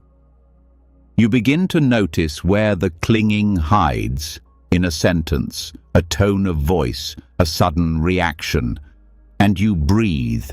You don't analyze, you don't suppress, you just let it leave with the exhale. This kind of renunciation does not require you to give up your life. It requires you to stop being ruled by it. You can still love, still work, still care, but without being bound, without believing that your worth depends on the outcome. You begin to participate more fully because you're no longer afraid of letting go. The breath teaches impermanence in every cycle. What comes in must go out. What arises will pass. Every moment appears and disappears, and the more you breathe with this awareness, the less you resist. The more you see that everything that clings creates suffering, and everything that releases brings space. You may notice that some attachments feel more stubborn. The identity you built, the story you've told for years, the idea that your value is linked to a title, a role, a possession. These are not easily dropped, but even here, the breath helps. You meet the attachment, you see it clearly, you name it silently, and you breathe it out, not to destroy it, but to stop being owned by it. Over time, the inner space grows. Not a hollow emptiness, but a deep stillness. The kind of space where peace lives not as a reward, but as your natural state. Not because everything is perfect, but because you've stopped expecting perfection. Renunciation leads to clarity. It makes room for presence. When you're not filled with craving, you can see, you can respond, you can feel joy without needing it to last. You can feel pain without needing it to mean something is wrong. You are no longer pulled by every desire, no longer pushed by every fear. You begin to live in the center of your own being, not clinging, not resisting. And in that center, the breath continues. In, out, rise, fall, holding nothing, releasing everything. You don't need to force detachment. You just stop feeding attachment. You stop rehearsing what hurts. You stop insisting that things stay the same. You stop chasing the feeling you lost or the outcome you want. You meet what is here. You breathe with it. You let it pass, and you trust that what remains is enough. This is the breath of renunciation, not cold, not empty, but deeply alive. It is not escape. It is arrival. Not into something better, but into something real. You no longer hold your life. You let it move through you. You no longer carry the weight. You let it rest. This is not abandonment. This is care. Breathing, releasing, returning, again and again, until what remains is light, simple, unbound, enough. When the breath teaches you to release, not just with the lungs but with the heart, something else becomes visible. The space grows quieter, lighter. You begin to feel how much of your inner tension came from protecting something you couldn't name, a sense of self you've been trying to preserve, a version of you crafted over time by habit, by memory, by praise and pain, and suddenly you see it. The fear of letting go wasn't about what you had. It was about who you believed you were without it. Now, the invitation becomes even deeper. Not just to release your grip on things, emotions, or roles, but to release the belief in a fixed self altogether. This is the heart of the teaching on Anata, non-self. It doesn't mean you don't exist. It doesn't mean you are nothing. It means the you you've been clinging to isn't as solid as it seems. What you call your identity is more like a pattern, more like a reflection. It changes depending on where you are, who you're with, what mood you're in, sometimes strong, sometimes unsure, sometimes kind, sometimes closed. And still, you try to build something stable out of it, something permanent, something that won't change, but it always does. The thoughts shift, the preferences shift, even your memories shift. What remains constant isn't the content, it's the awareness behind it, the quiet observer that notices each passing moment but doesn't cling to any of them as final. When you begin to rest in this knowing, a profound peace begins to emerge. Not because everything makes sense, but because you've stopped needing a permanent identity to feel safe. The power of insignificance lies here, not in becoming smaller, but in realizing you don't have to hold everything together. You don't have to define yourself endlessly. You don't have to protect a fragile image. You are allowed to change. You are allowed to not know who you are. You are allowed to stop performing certainty. This insight doesn't lead to apathy, it leads to freedom. When you stop identifying with every emotion, you feel them more clearly. When you stop attaching to every thought, you see them more honestly. When you stop clinging to a version of yourself, you move through life with more softness, more flexibility. You begin to experience life not as a self-centered project, but as a flowing process. Everything you think of as me is arising and passing, just like sensations, just like sound. There's no fixed point to defend, no solid core to protect. And that's not loss, that's relief. The illusion of a solid self is heavy. It's what makes you take everything personally, every word, every mistake, every look. You filter the world through a narrow identity and then feel crushed when something threatens it. But when you realize that the self is not fixed, everything softens. You no longer feel the need to be perfect. You no longer panic when you're misunderstood. You no longer suffer when someone doesn't see you the way you hoped. You understand that everyone is projecting, including you. Everyone is seeing through their own lens, and no single version of you is the whole truth, even the one in your own mind. This is not an excuse to avoid responsibility. On the contrary, when you stop trying to protect a false self, you become more accountable. You don't have to defend, you can respond. You can admit when you're wrong. You can change without shame, because you are not trapped in a fixed identity. Anata does not mean absence of care, it means you care without ownership. You experience fully without clinging. You show up with your whole heart, knowing it doesn't need to be held in place by a permanent name. This is a different kind of strength. Not the kind built on self-importance, but the kind born from letting go of self-concern. You start to feel the quiet joy of being small, of not needing to stand out, of not having to prove anything. You begin to rest in your own being, not because it's unique, but because it's shared. You are not separate from others, not fundamentally. What divides us is often just the stories we protect. Without those stories, something opens. A kindness not bound by identity, a love that's not transactional, a presence that's not trying to be impressive. This is not erasure, it's return.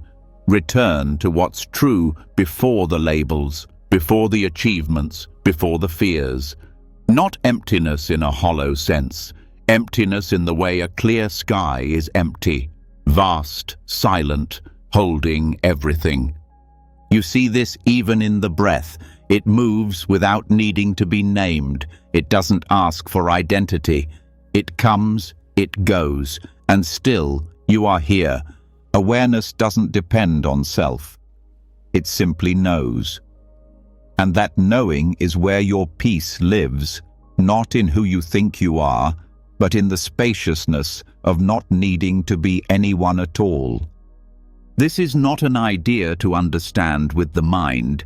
It is something you begin to sense the more you let go, the more you pause when the urge to define arises, the more you notice how temporary everything truly is. Even this, even now. And in that recognition, you don't collapse. You rise, not as a stronger self, but as freedom itself. The wind without edges, the sea without a name. The presence that sees everything, needs nothing, and simply flows. You rest in being, and being needs no defense. When the weight of the self begins to dissolve, what remains is presence without the need to protect or perform. But even this clarity is not static. The mind continues to move, to ripple, to stir. Not because something is wrong, but because the nature of mind is motion. Stillness is not the absence of activity. It is awareness that no longer gets pulled in every direction. And to meet the mind as it is, without running from it or getting lost inside it, you need a skill that brings you closer without grasping. That skill is mindfulness, not as a trend or technique, but as direct, unfiltered attention. A mirror held up to the present state of your inner world. The mind changes moment to moment, sometimes calm, sometimes agitated, sometimes distracted, dull, restless, heated, heavy, light, contracted, scattered. These shifts are subtle, often unnoticed, but they shape your choices, your words, your tone, your breath. And most suffering arises not from these shifts, but from being unaware of them as they happen. Mindfulness invites you to check the temperature of your mind, not to fix it immediately, but to recognize it. Just like a fever alerts you to imbalance in the body, agitation in the mind points to something that needs attention, not judgment, not suppression, just simple, honest awareness. This awareness is Vipassana, not just concentration, but insight. The ability to observe clearly what is happening as it happens without becoming it. You begin by sitting, breathing, not to relax, but to see. You close the eyes not to shut out the world, but to tune into what the inner world is doing. And you watch, not in search of perfection, just in search of truth. The thoughts come. You notice. The emotion stirs. You feel. The restlessness builds. You observe. The boredom whispers. You stay. This staying is what softens the storm. Not control, not force, presence. You learn to track the heat of the mind. When it is burning with urgency, driven by craving, caught in loops, you sense the tension in the jaw, the breath, the chest, and instead of tightening around it, you breathe with it, you open to it, and the heat, no longer fueled by resistance, begins to cool. You also notice dullness when the mind fogs, grows heavy, unfocused. This too is a temperature. Not wrong, just worth noticing. You don't fight it. You bring light to it. gentle interest. You ask, where is the breath now? What sensation is present? You return again and again, not with effort, but with curiosity. Some moments, the mind will feel like a swarm, thoughts buzzing in every direction. Vipassana doesn't chase them. It steps back. It recognizes the movement without stepping into it. It sees the mind as a stream, not as the self. And in seeing, something changes. Not the content of thought, but your relationship to it. You are no longer inside the chaos. You are the one watching it pass. This doesn't stop the movement, but it removes the suffering born from identification. You don't need to calm the mind to be mindful. You need only to know its state, to see agitation when it's there, to see peace when it arises, to see distraction when it pulls, and to meet each one with the same quality, open awareness. This is what it means to take the temperature, not just once, but continuously, like tending a fire, noticing when it grows too hot, when it's fading, when it needs air, when it needs space. Mindfulness brings balance, not by force, but by attention. When the mind is burning, you bring coolness through presence. When it is dull, you bring sharpness through inquiry. When it is restless, you bring steadiness through stillness. Each mind state has its own texture. You learn to recognize them, like learning the weather, not because you fear the storm, but because you no longer want to walk through it unaware. Over time, the habit of watching grows stronger than the habit of reacting. You catch the moment before the anger takes over. You feel the pull before the craving drives you. You sense the collapse before the story takes hold. This is wisdom in real time, not theoretical, not distant, but alive in the body, in the breath, in the heart. You move from being trapped by the mind to being in relationship with it. And from that relationship, compassion grows. You no longer judge the restless mind.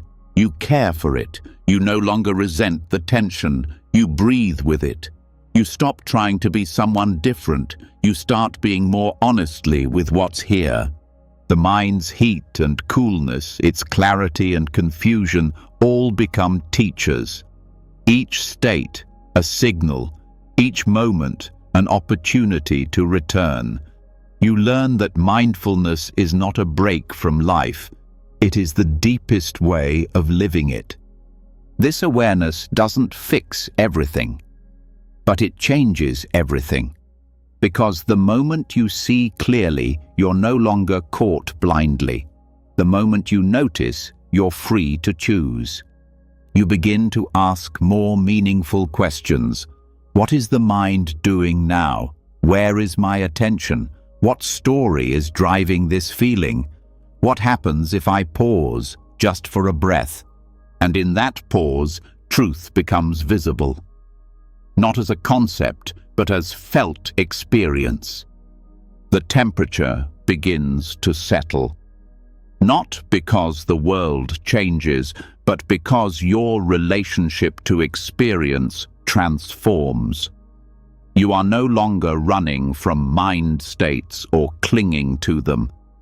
You are meeting them with openness, with interest, with care.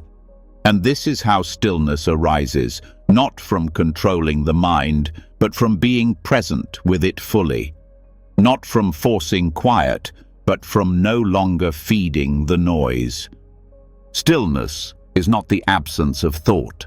It is the absence of entanglement. Mindfulness leads you there gently, not by suppressing, but by seeing, not by escaping, but by embracing. And in this embrace, the mind becomes a companion, not a problem. You stop needing it to be any particular way. You simply listen, and in the listening you return, again and again, back to presence, back to balance, back to peace.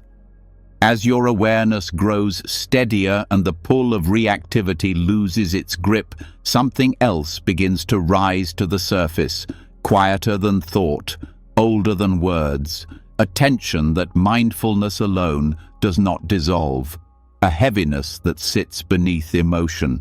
It is the residue of what was never released, the long-held burdens of blame, the lingering sharpness of betrayal, the quiet ache of unresolved hurt.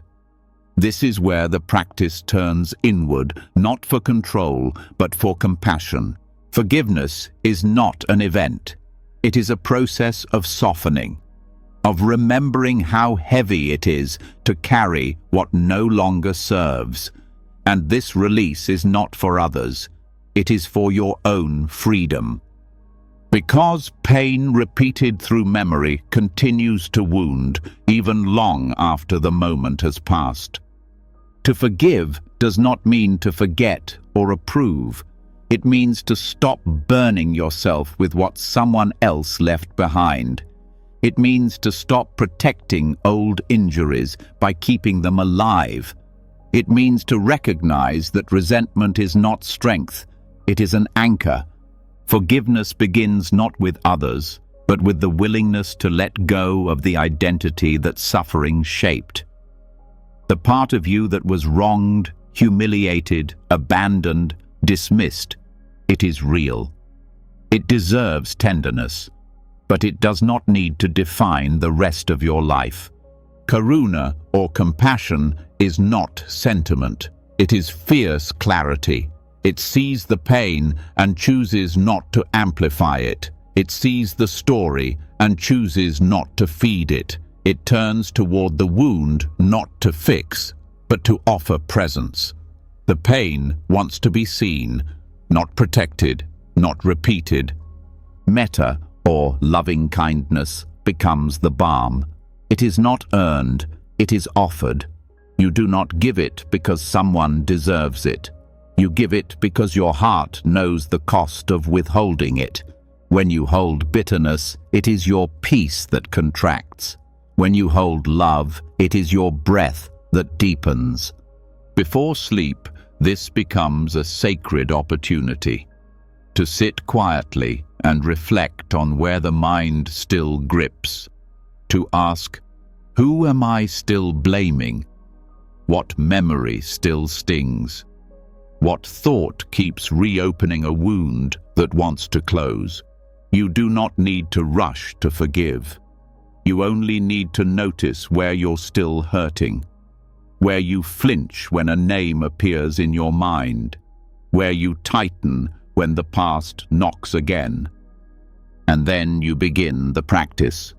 Breathing slowly, you bring to mind that person, that moment, that self, not to relive, but to re-meet.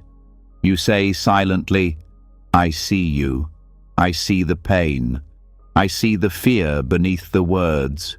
You say, I release the need to hold this any longer. You do this again and again, not to pretend, but to free yourself. Because the moment you let go of revenge, of anger, of the imagined correction of the past, you reclaim energy that was frozen.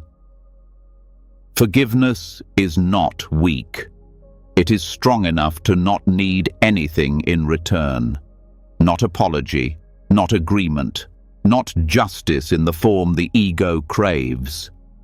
It is the strength to walk away from the fire you keep lighting for someone else and finally stop breathing in the smoke. Sometimes the one who needs forgiveness most is the self. The decisions you regret, the times you stayed too long, the words you spoke in anger, the trust you broke, your own or someone else's.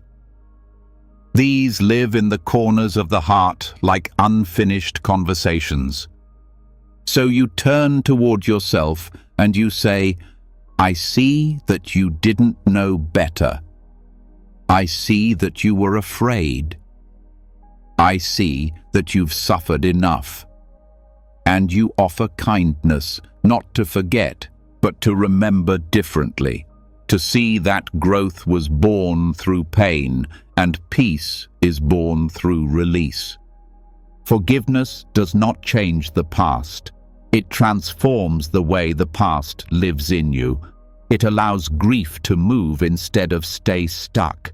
It lets love in where only silence remained.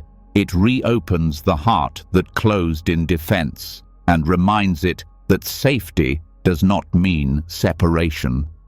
Before sleep, this practice becomes even more powerful because the heart is quieter, the body is softer, the defenses are low, and the mind is still enough to hear the deeper truth.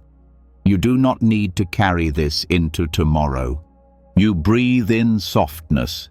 You breathe out release. You whisper the names of those you no longer wish to fight. You remember that their suffering is not separate from yours. You remember that confusion creates harm, that fear distorts love, that pain can be passed like a torch or extinguished through compassion. And when you don't know how to forgive, you can start with willingness. You can say, I'm willing to let this go. I'm willing to stop reliving it. I'm willing to find peace, even if I don't know how yet. Willingness is the doorway. Practice walks you through it. There are nights when the weight will feel too heavy, when the anger seems justified, when your story feels carved into your bones. On those nights, you don't need to force it. You only need to breathe, to feel, to not turn away. Forgiveness doesn't always feel graceful. Sometimes it begins in silence, in breath, in the absence of another retelling. Forgiveness is not a transaction. It is an act of presence. You stop waiting for the other person to change. You stop hoping the past will fix itself. You choose peace over pride. You choose rest over rightness. You choose healing over the illusion of control. And with each choice, something shifts. Not loudly, not quickly, but deeply. You begin to feel space where there was tightness. You begin to notice that the story no longer stings. You begin to trust that love is not erased by pain, only hidden by it. Karuna gives you the eyes to see the humanity in others. Metta gives you the heart to hold that vision steady. Together, they form the foundation of release. As you lie down, you can offer this final reflection. May I forgive. May I be forgiven. May we all know peace. These are not just wishes. They are directions. They are acts of devotion. They are reminders that every heart aches, every person struggles, and no one escapes the confusion of this world. You don't forgive because it's easy.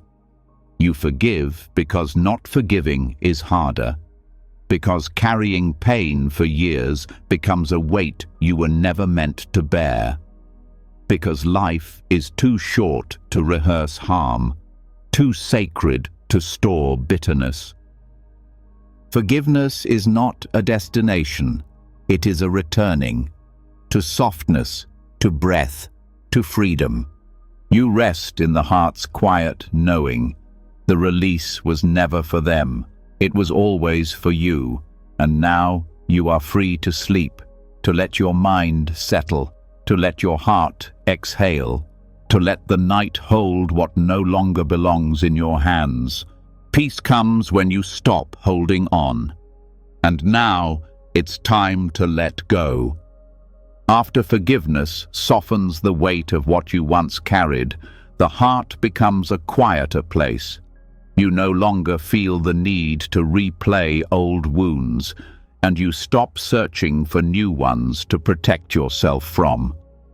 But with this stillness comes a new kind of clarity, the ability to notice how often your emotional world swings without warning.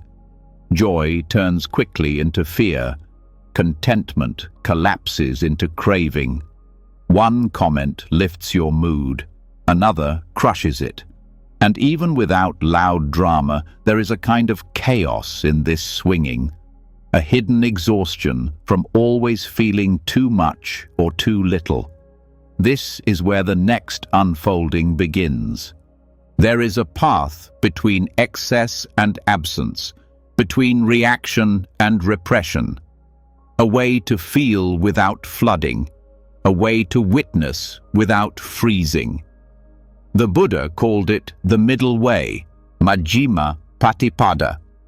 And in the emotional landscape, this becomes emotional minimalism, not in the sense of feeling less, but in feeling with balance. It is not about becoming indifferent. It is about developing enough inner steadiness to stop being pulled into every emotional high or low. It is the practice of seeing emotion clearly, meeting it gently, and letting it pass without creating identity around it. Emotions are natural. They arise based on conditions. They move like waves. But the mind, when untrained, builds stories on top of them. It tries to make them permanent, significant, personal. A feeling of sadness becomes a belief that something is wrong. A moment of anger becomes a reason to lash out. A flicker of desire turns into clinging. Emotional minimalism cuts through this layering. It does not push feelings away. It meets them without multiplying them. This is a different kind of discipline. It asks you to pause before naming your state, to feel before reacting, to sense where in the body the emotion is showing itself, to breathe into it without assuming what it means, to let it exist without either indulging it or pushing it away. The practice begins by noticing how quickly the mind adds meaning. Something happens. You feel a reaction, and within seconds, a story forms. They always treat me this way. This shouldn't be happening. I can't handle this. Emotional minimalism interrupts this sequence. It allows you to feel the sensation without turning it into a personal crisis. You begin to see that the emotion is not the problem. It's the extra story, the clinging, the judgment that creates the suffering. When you strip that away, the raw emotion is often simple. A tightness in the chest, a warmth in the belly, a rush of energy through the limbs, temporary, movable, human. This is not spiritual bypassing. It is full contact without drama. You allow what arises. You breathe with it. You let it move. And then you let it go. Without grabbing it. Without defining yourself by it. Without needing it to last or disappear too soon. This way of living doesn't require constant watching.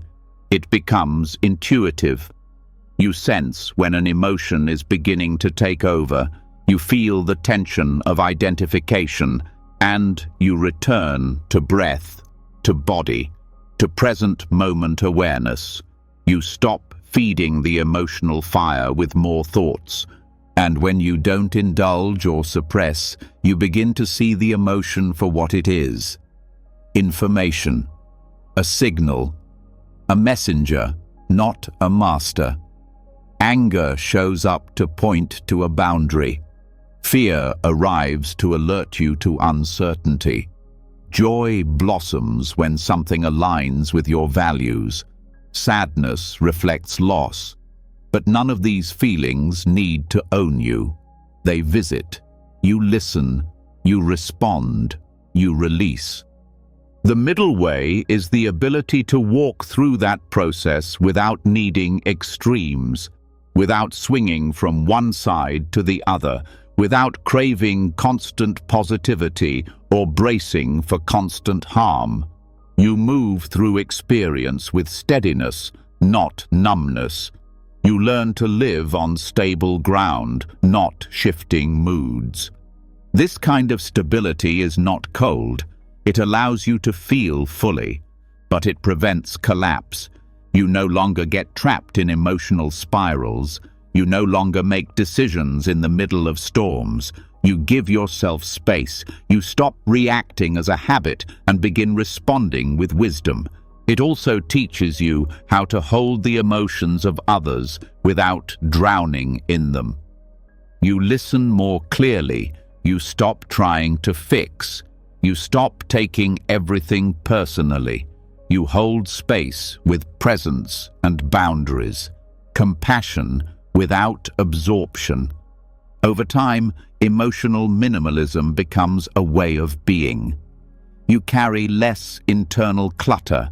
You stop rehearsing arguments that never happened. You stop inventing futures built from old pain. You stop picking at wounds just to feel something.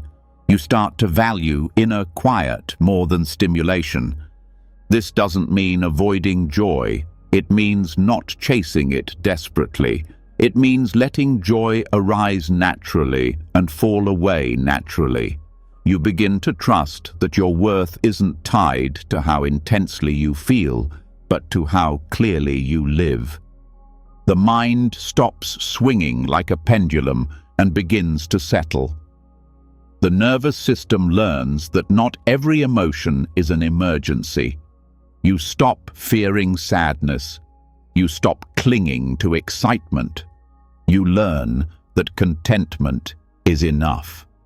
The middle way gives you that gift, a life not built on constant craving or constant aversion, but on balance, on clarity, on simplicity.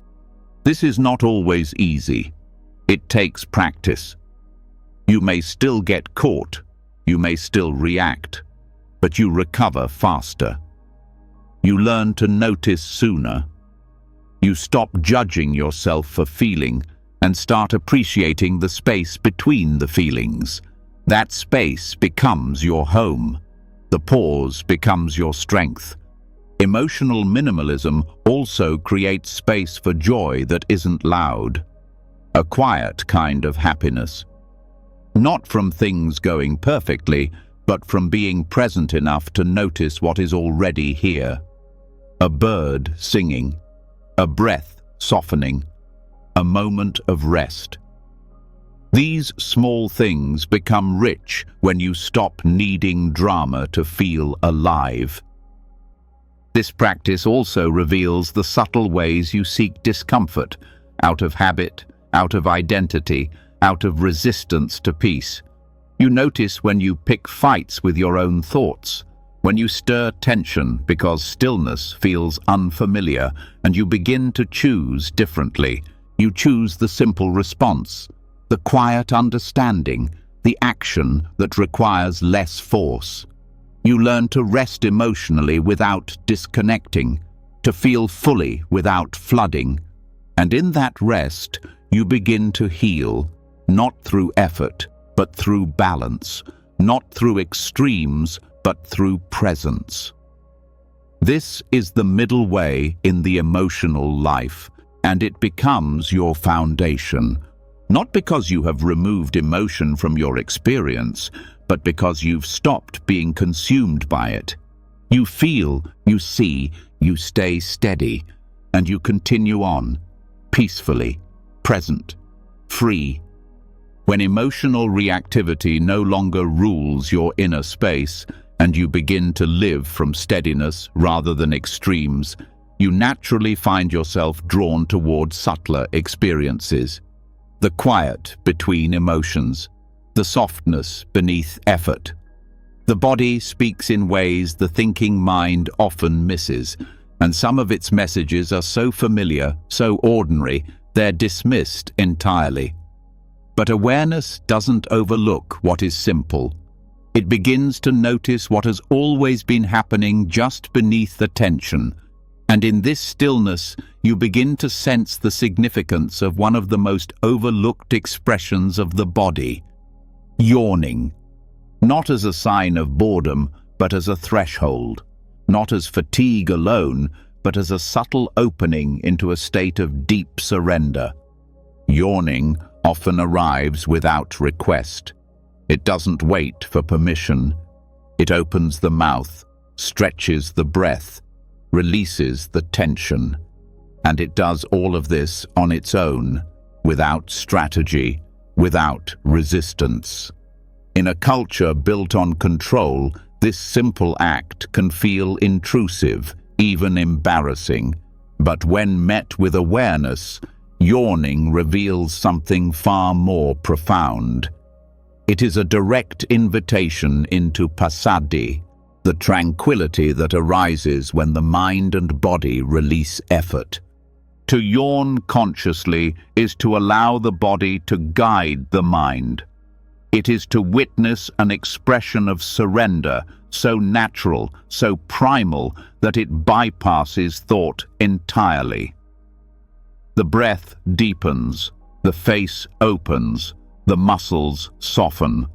You drop out of thinking without having to stop your thoughts. You fall into awareness without having to reach for it. Most people don't think of yawning as part of spiritual practice, but practice doesn't mean performance, it means presence. And yawning is a pure expression of presence reclaiming itself. It cannot be faked without losing its power. When it comes on its own, it is honest, raw, and total. If you begin to observe the yawn instead of brushing past it, something shifts. You notice how the breath expands beyond the habitual. You feel the ribs move in a fuller way. The face relaxes, the eyes water. There is no tension in the act, no clinging to identity, no need to prove. It is simply release. Passaddhi is the quality of tranquility that does not depend on control. It is not created by tightening. It is not the result of striving. It emerges when conditions allow. Yawning signals that the conditions for stillness are becoming favorable. The nervous system is beginning to downshift. The vigilance is fading. The grip is loosening. And when you allow it, really allow it, you step through an invisible door, into the parasympathetic rhythm, into presence that holds no agenda, into the simplicity of awareness that does not need to do anything but be. Yawning can be the body's way of saying, it's safe now, safe to let go, safe to soften, safe to rest. And not just rest in sleep, but in awareness. Because when effort falls away, the watcher becomes clearer, the space between doing becomes available. This practice is not about inducing yawns artificially. It's about recognizing them when they arise, feeling them fully, not stifling them, not rushing past, but pausing and entering them. Being with the whole experience, from the first stretch of the jaw to the quiet that follows. Each yawn becomes a mini-teacher, a moment that says, this is what surrender feels like. This is how tension leaves. This is what soft awareness looks like in the body. Over time, you may begin to see patterns. Yawning happens more when you're letting go of trying, when you stop solving, when you stop analyzing, when you drop the inner effort and just rest in being. It arrives in meditation, in slow breathing, after emotional release.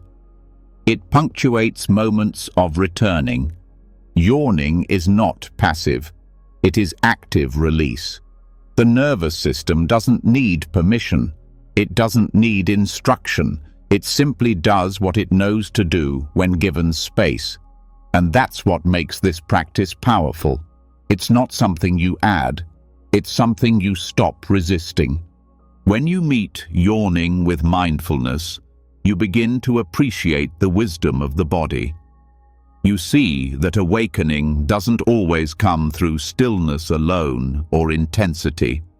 Sometimes it arrives through the softest of gestures, the unconscious exhale, the uncontrollable stretch, the small moment where the body resets itself.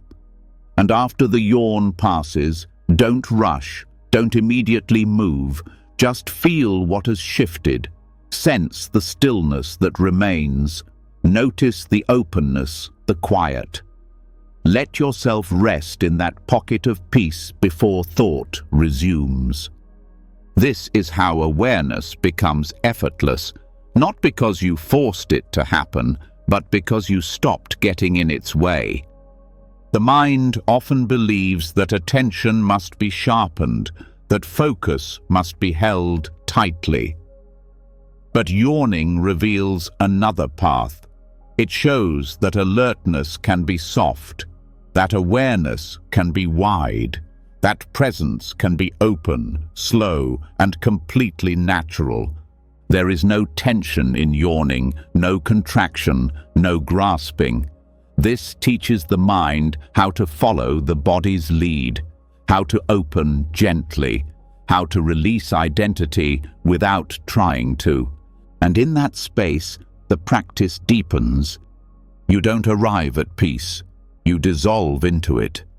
You don't construct stillness, you fall into what was already there. Each yawn can remind you the door is already open, the body knows how to walk through it. When you live with this sensitivity, even the simplest signals take on meaning. You no longer need to wait for breakthrough moments. You begin to find teachings in the pauses, in the letting go, in the involuntary acts that remind you you are not just your thinking mind. The body is always practicing. The breath is always teaching. Awareness is always available. Yawning shows the moment when all of that lines up and becomes visible, without effort, without seeking, without struggle. And the more you trust it, the more you realize that effortlessness doesn't mean disengaged. It means flowing. It means in tune. It means aware without being tense, alive without being agitated. That is passaddhi. Tranquility rooted not in withdrawal, but in harmony. The yawn, then, becomes a sacred symbol, a reminder that stillness isn't far, that it's already moving through you, that your only task is to feel it, to stop interrupting what the body is trying to do, to listen instead of manage. So, the next time a yawn comes, let it arrive fully. Let it stretch you open. Let it soften the edges. Let it draw you into the breath. And let what follows be honored as the start of something deeper, not a sign of tiredness, but a return to presence, and a step closer to the kind of awareness that holds everything without effort, without clinging, without interruption, just being, fully, now. When surrender begins to happen without force, when yawning gently opens the door to calm, the mind no longer fights the body's invitation to rest. In that soft openness, something deeper becomes possible, not just a passing moment of peace, but a steady return to presence. A presence that doesn't demand, doesn't rush, doesn't seek proof. One that feels like home, not because it is familiar, but because it is original. The body begins to remember what safety feels like. The mind starts to trust what it doesn't need to control. And that is where the next unfolding takes place, a return to the womb of the present moment. The womb is not a metaphor for escape or fantasy. It is a symbol of complete holding, of being enclosed in warmth, protected by stillness, supported by something greater than effort. This return is not backward.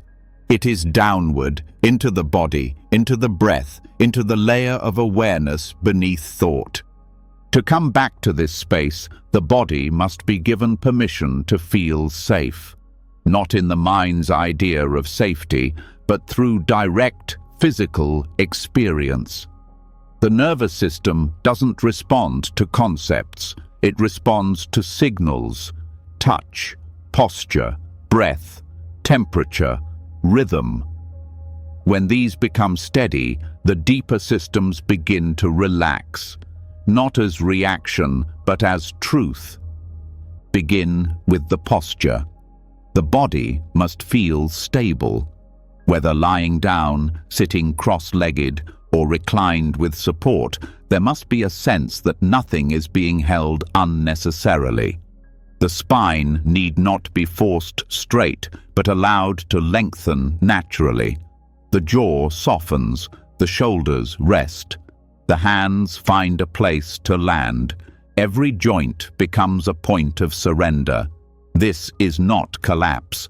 This is intentional grounding. Then comes the breath.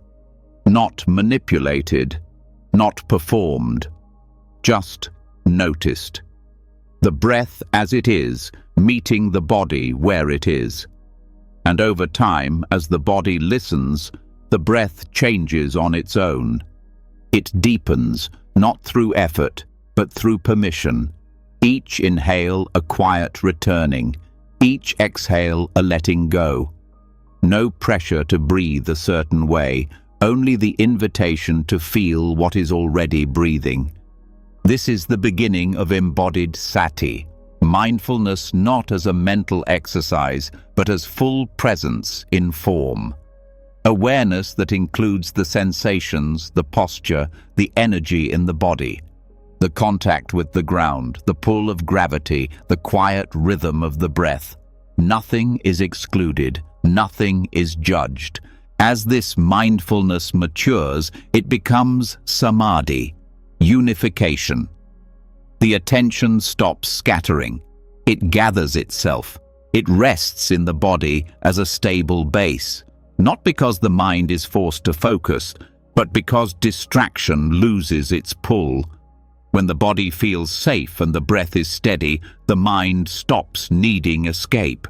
The present becomes not just bearable, but nourishing. Returning to this place again and again creates a shift in how you relate to discomfort. You begin to feel it from the body, not about the body. You notice tightness without layering panic. You feel restlessness without turning it into failure, because you are not outside the moment looking in. You are inside it, held by it, part of it. The more you return, the more you realize that most suffering comes from leaving this place too soon, from trying to think your way through pain instead of breathing with it, from standing outside your own body instead of being inside it long enough to listen. Returning to the womb of now means you no longer chase what is already here. This return is subtle. It happens in layers. You sit, and maybe the first 10 minutes are restlessness. The mind wants to move, the body itches, the thoughts grow loud, but you stay, you breathe. And then something softens, not because you conquered the mind, but because you didn't leave. You stayed long enough for the defenses to lower. You begin to recognize the difference between thought-based attention and felt presence. Thought tries to name everything. Felt presence simply meets it. Thought searches for control. Felt presence accepts the shape of things. Thought makes plans. Presence experiences the moment fully before any plan is needed. This is the womb. Not a retreat, a return to wholeness, to clarity, to connection that doesn't rely on outer stability.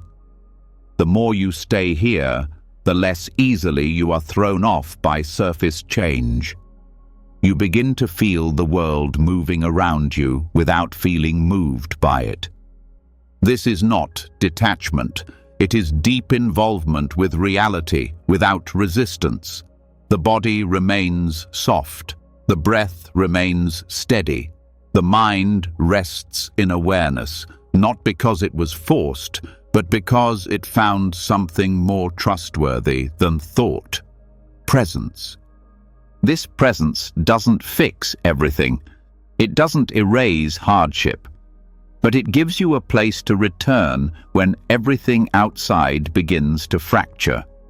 It becomes the constant in a life that cannot offer guarantees. And when you live from that center, everything changes, not because life becomes easier, but because you are no longer divided. You don't need to escape the moment. You don't need to improve it, to rest in it. You simply need to allow it to be as it is. And when you do, the body relaxes, the breath deepens, the mind slows, and you remember what it feels like to be whole without trying. This kind of return is not always easy. You will forget. You will resist. You will find yourself reaching for distractions again. But each time you notice, you have another chance to come back. And each return builds trust. The kind of trust that doesn't depend on results. The kind of trust that remembers where home is, even when lost. You start to live differently. You stop needing to prove your worth. You stop needing to be somewhere else. You stop needing every moment to be pleasant. You begin to value the simple feeling of being rooted. Breathing with what is, resting in enough. And you realize that this womb, the present moment, is not far. It is never gone. It doesn't wait for silence or success or stillness outside. It waits for your willingness to stop, to notice, to return. You do not have to go back in time. You only have to go back into yourself. Back into the breath, back into the body, back into now. And here, everything begins again, fresh, clear, whole, as you rest more deeply in the body's quiet wisdom, returning again and again to the safety of the present moment. You begin to notice a shift in rhythm. The mind is not pulling as much. The breath is softer. The nervous system feels less defensive, more open. From this space of grounded awareness, something subtle begins to stir. Not a thought, not an intention, but a vibration. An impulse not to speak, but to sound. Not to explain, but to hum. And in this simple act of vibration, the body opens another doorway. One that leads inward through resonance, not reasoning. Humming is often overlooked because it seems too simple, too ordinary. But it carries ancient intelligence. Both in physiology and in spiritual practice, it holds the power to connect the body and the mind, to regulate the nervous system, and to tune awareness toward stillness. At the center of this process is the vagus nerve, a long branching network that touches the heart, lungs, throat, diaphragm, digestive system. It is the communication line between brain and body, between thought and sensation. And when it is activated in gentle ways, the entire system begins to shift into calm. This isn't theory, it is felt directly. Humming is one of the most natural ways to stimulate this nerve, not through force, but through steady sound. When you hum with presence, the vibration passes through the vocal cords, down the throat, into the chest, into the belly. It tells the nervous system there is no danger here. It reminds the heart to slow, the breath to deepen, the muscles to release. The body listens to vibration more quickly than to thought. Words might not reach where sound can go. That is why mantra, especially when vocalized, has remained a part of spiritual practice for thousands of years. Not because of the language itself, but because of the frequency it carries. The mind may not understand every syllable, but the body feels its effect. When you hum a sacred sound like Om or Namo Amitabha, you are not performing a ritual. You are aligning your system. The tone guides your focus inward. It provides rhythm, resonance, and a soft container for attention. It also activates the parasympathetic response, the rest and digest mode, helping release accumulated tension and restoring internal harmony. This is not about volume, it's about quality. A soft, steady hum, a gentle repetition. Not dramatic, but consistent. You feel the sound more than hear it. You let it move through you rather than push it out. Over time, you begin to notice the difference between sound made from tension and sound made from surrender. Tension tightens the throat, flattens the tone, demands something. Surrender allows the sound to rise naturally, to flow through the breath, to vibrate the body from within. Mantra practice is not just mental repetition, it is a full-body presence. When paired with humming, it becomes an embodied meditation. The awareness does not chase thought, it rides the sound. The mind does not wander as easily. It has something to rest on, something living, moving, steady. You can begin simply, sitting comfortably, breathing slowly, letting the mouth stay soft, letting the breath become audible, then letting the sound arise, or hum, or a sacred syllable of your own practice. Let it linger, let it vibrate, let it fade naturally. Then breathe again, and repeat. Each cycle becomes a cleansing, a renewal, a descent out of the head and into the deeper body, the places where memory lives, where emotion is stored, where language does not reach. And if mantra doesn't feel natural, you can hum without words, a simple tone, a long exhale with sound. It still works. The vibration alone carries the medicine. You may notice shifts you didn't expect, a feeling of warmth, a sudden yawn, a deep sigh. These are signs the body is responding, the system is adjusting, the tension is unwinding. This practice is especially powerful before sleep. The body often carries unresolved tension into the night. Humming slows the breath, quiets the nervous system, and brings the heart into coherence. You don't need a full chanting session. A few minutes is enough. A few steady hums can guide the body from alertness to stillness without resistance. There is also a deeper dimension to this practice. In many spiritual traditions, sound is not just therapy, it is creation. It is how awareness expresses itself. In the Buddhist understanding, sound can be used not only to settle the mind, but to transcend the self. The repetition of a sacred name or syllable becomes a bridge between the personal and the infinite. You do not need to believe this for it to work. You only need to practice with sincerity. When you hum, you are not adding something foreign. You are awakening something native. The nervous system remembers. The cells respond. Awareness deepens.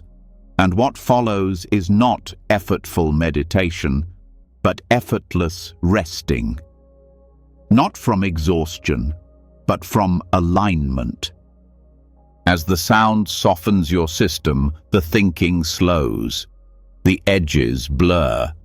The self becomes less defined, not lost, just no longer needing to stand apart. You begin to feel the connection between sound and silence. That one flows into the other. That sound is not a break from stillness, but an expression of it. You hum, and then you rest. The rest feels fuller. The stillness feels deeper. And so the sound becomes the key, the entry point, the reminder. You don't need to push. You only need to vibrate gently, listen inwardly, and let the body do what it already knows. Over time, this practice creates a kind of attunement. You become sensitive to your inner tone. You notice when the mind is sharp or harsh. You feel when the body is closed or open. You adjust, not with thought, but with breath, with sound, with presence. This is not a performance. It is not measured by outcome. It is experienced directly. It is lived through attention. The more you hum with awareness, the more you understand that the body is not just flesh. It is instrument. That awareness is not just watching, it is participating. That practice is not escape. It is return. Return to what is soft. Return to what is simple. Return to the vibration that connects all things without needing to explain, only to feel. And in that return, you find a stillness that doesn't resist sound, and a sound that doesn't disturb stillness. You are not trying to go anywhere. You are only learning how to be here, completely, gently, and in tune. When the sound fades back into silence and the hum softens into breath, something profound begins to take place. You start to sense that all the effort, mental, emotional, even spiritual, has been leading to this. A return not to action, not even to insight, but to rest. Not the rest that follows achievement, but the kind that comes from no longer needing to achieve. The breath settles without instruction. The body rests without needing permission. The mind no longer tries to shape reality, and you arrive at the threshold of the most misunderstood freedom, the liberation of no more doing. This is not about laziness. It's not about disconnection. It is about letting go of the constant inner movement toward becoming, the habitual drive to do, fix, change, or become more. It is a release of the belief that your value is tied to effort, that peace can only come after everything is resolved. The ego lives in striving. It feeds on comparison, expectation, unfinished projects, imagined futures. It grows stronger each time you feel incomplete. Every checklist, every future goal, every measure of worth becomes another thread tying you to the cycle of constant effort. Even in spiritual practice, the mind sneaks in through the back door. It whispers, "Try harder, go deeper, fix this part of you." It never lets you rest. But there is another way, not through apathy, but through renunciation. Not a rejection of life, but a soft refusal to grip it so tightly. When you say, "I lay down striving," you are not giving up. You are waking up. You are choosing to meet the moment without asking it to be different. You are choosing to stop negotiating with the now. Doing has its place. It helps us move through the world, care for others, grow. But the addiction to doing, to constant mental activity, to productivity as identity, keeps the nervous system in a state of agitation. It teaches the body that rest is failure, that stillness is laziness, that unless something is happening, you are falling behind. In truth, the deepest growth happens when the mind is quiet, when the breath is unhurried, when nothing is being manipulated. Insight emerges not from more doing, but from resting in what already is. From letting the wisdom of the body, the breath, the moment speak for itself. This rest is not just physical, it is mental, emotional, energetic. It is the deep release of all inner contraction, the willingness to sit without self-improvement, the radical choice to let things be, to do nothing and still be fully present. This can feel unfamiliar at first. The mind may protest. Shouldn't I be thinking about tomorrow? Shouldn't I be analyzing my day? But in this practice, the answer is no, not now, not here, not tonight. The practice of non-doing begins with a shift in posture, not the body's posture, but the inner posture, a loosening of the grip, a softening of control, a quiet allowing of whatever is here. You feel the breath, not as something to train or deepen, but simply as it is. You notice the sensations of the body, not to fix or stretch, but to acknowledge. You let the moment unfold without stepping in. This doesn't mean you stop noticing thoughts. It means you stop interacting with them. You let them rise and fall without pulling at their threads. You let go of the question, what should I do next? Because there is no next. There is only this, and in this, you begin to feel what effort has hidden, your natural state of awareness, not sleepy, not spaced out, but alert and undemanding, restful and whole, aware without needing a task. You may find that this kind of rest brings emotion. The tension of years may rise in your chest. You may feel grief for how long you've pushed, how little space you've given yourself to simply be. Let it come. Let the tears fall if they need to. They are part of the release. They are part of the body remembering how to stop performing. The world may not validate this rest. It may praise the endless striving, the constant production, the identity built on doing. But deep inside, something wiser knows this is not sustainable. That peace is not a reward for having done enough. It is your birthright. It is what arises when you stop chasing something more. To live without clinging to doing is not to abandon life. It is to meet life fully. You eat, you walk, you breathe, but without needing each act to prove something. You let go of multitasking, of mental rehearsing, of imagining the next problem. You just do what you are doing. And when you are not doing, you let yourself be still. Stillness is not inaction, it is undisturbed presence. You can move through the world with stillness in the heart. You can speak without effort. You can respond without tension, because you are no longer trying to get somewhere else. You are here.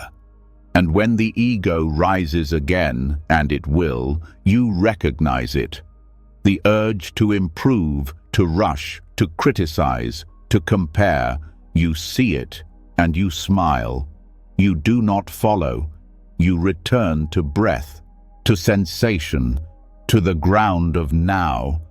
Over time, this becomes a rhythm. You begin to trust the intelligence of rest. You feel how clarity arises on its own, how the body heals itself, how peace does not need to be chased. It only needs to be allowed. You begin to live more gently. You listen more fully. You stop interrupting silence. You stop demanding from the moment. And the mind, once filled with plans and questions, learns a new phrase. I do not need to do anything right now. These words become sacred, a mantra not of withdrawal, but of wisdom, not of giving up, but of giving in, to the quiet truth that you are enough without the performance. Let that be your last thought before sleep. Not a plan for tomorrow, not a review of today, just the soft, clear offering. I lay down, striving. I release the grip. I rest in what already is. And in that rest, I return to myself, not as a task to complete, but as a presence that never needed to be earned. When you stop striving and begin to rest in simple being, the surface finally quiets. There is no more pressure to figure things out, no more movement toward the next task, no more urgency to achieve anything. In that stillness, a different kind of awareness begins to rise, one that is not focused on what must change, but on what has already been given. The mind begins to open like a window, not to the future, but to what came before. And through that opening, something warm returns, not as thought, but as remembrance. This is the doorway to recollection. In the teachings of Anusati, recollection is not sentimental daydreaming. It is a practice, a skill, a way of reconnecting to inner truth through remembering what nourished the heart. Not every memory holds this power, but some do. A touch, a word, a place, a glance. These are not just stored experiences, they are containers of presence. They hold a resonance that can still be felt when remembered with mindfulness. This is not about romanticizing the past. It is about honoring the parts of your story that supported your becoming. The moments where safety was real, where kindness was extended, where love was given or received in ways that bypassed the mind and went straight to the core. When you practice Anusati, you do not get lost in memory. You consciously call it forth. You breathe into it. You feel what it brings up. You let it wash over you, not to escape the now, but to deepen your sense of connection to it. This kind of nostalgia is not clinging. It is nourishment. It reminds the body what safety feels like. It tells the nervous system, you have been held before. You have known warmth. You have seen light. Even if your present moment is full of uncertainty, this memory becomes a grounding thread. The practice begins with stillness. You settle the breath. You soften the body. And then you ask gently, what moment of true connection do I remember? Not dramatic, not loud, just sincere. A smile, a friend's voice, a quiet walk. A time you felt whole, even if just for a second. You don't analyze it. You enter it. You let the feelings rise. Maybe tears come. Maybe a smile forms. Maybe your chest opens just a little. This is the energy of remembrance doing its work. You're not chasing the past. You're receiving its echo with presence. This practice deepens gratitude because you begin to see that your life has not only been struggle, it has also been shaped by tenderness. And that tenderness may have been brief, but it was real. It left a mark, and that mark is still accessible. Gratitude doesn't mean ignoring suffering. It means refusing to forget everything else. It means holding a fuller picture. When you remember acts of kindness, you also remember that you are worthy of them, that someone, somewhere, saw something good in you. That connection is not a fantasy. It has already happened. This remembrance becomes a form of inner refuge. When the present feels heavy, you are not required to pretend. You can look back, not to live in the past, but to anchor in what is timeless. The feeling of being loved is not limited to one moment. When recalled with mindfulness, it becomes present again, real again, felt again. Recollection also awakens humility. You remember not only what you received, but what you offered. Times you listened with your whole self. Times you showed up when it mattered. These memories are not to build ego. They are to affirm your capacity for care, your role in someone else's story of peace. Sometimes, in the darkness of now, it's easy to forget the light you've carried. This practice helps you remember. It brings you back to the truth that you are more than your most recent thought, more than your last mood, more than the hardest thing that ever happened. Anusati can take many forms, recalling the goodness of others, the warmth of family, the teachings of a guide, the peace of nature, even the presence of a stranger who offered compassion. All of these can be used to restore balance. You can also recollect the qualities you've cultivated. Times you were patient when it was difficult, times you forgave, times you walked away when anger wanted you to stay. These memories are not pride, they are encouragement. They are evidence of growth, of transformation, of your ability to choose something higher.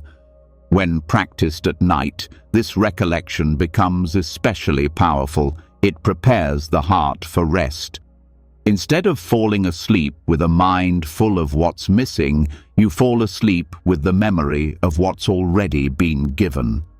You drift not into planning, but into peace. The body feels held, the breath slows, the inner space opens. This doesn't require great memory, it requires sincerity. The memory may be faint, but the feeling it carries is alive. That feeling is what you rest in. You can speak these memories aloud, you can write them down, or you can simply sit with them, breathing slowly, letting them unfold without force. And you'll notice that over time, this practice changes how you live. You begin to look for new moments to remember.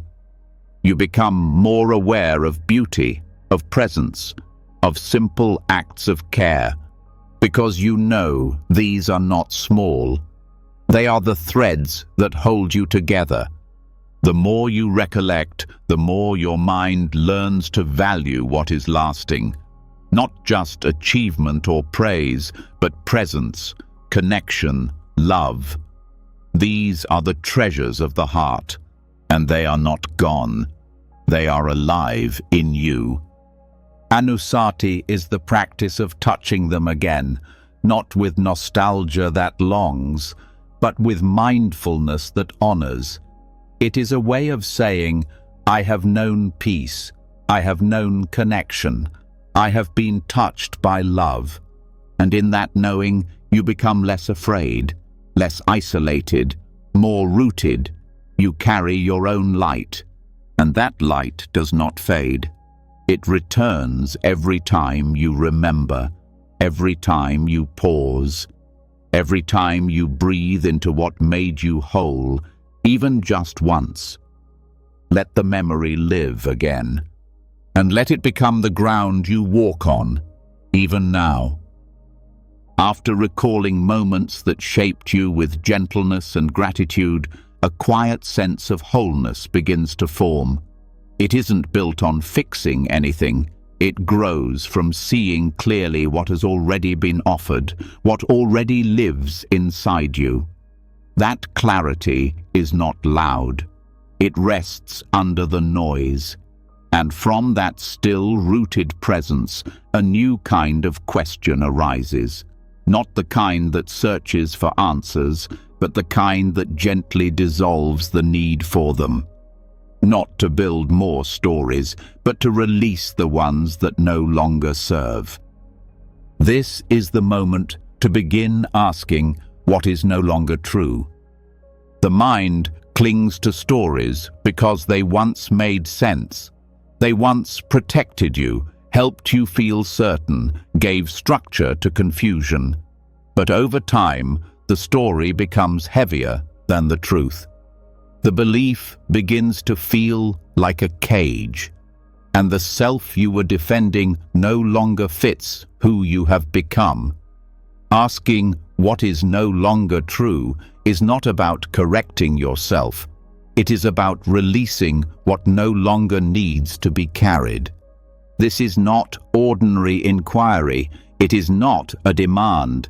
It is a gentle question that meets you at the edge of your becoming.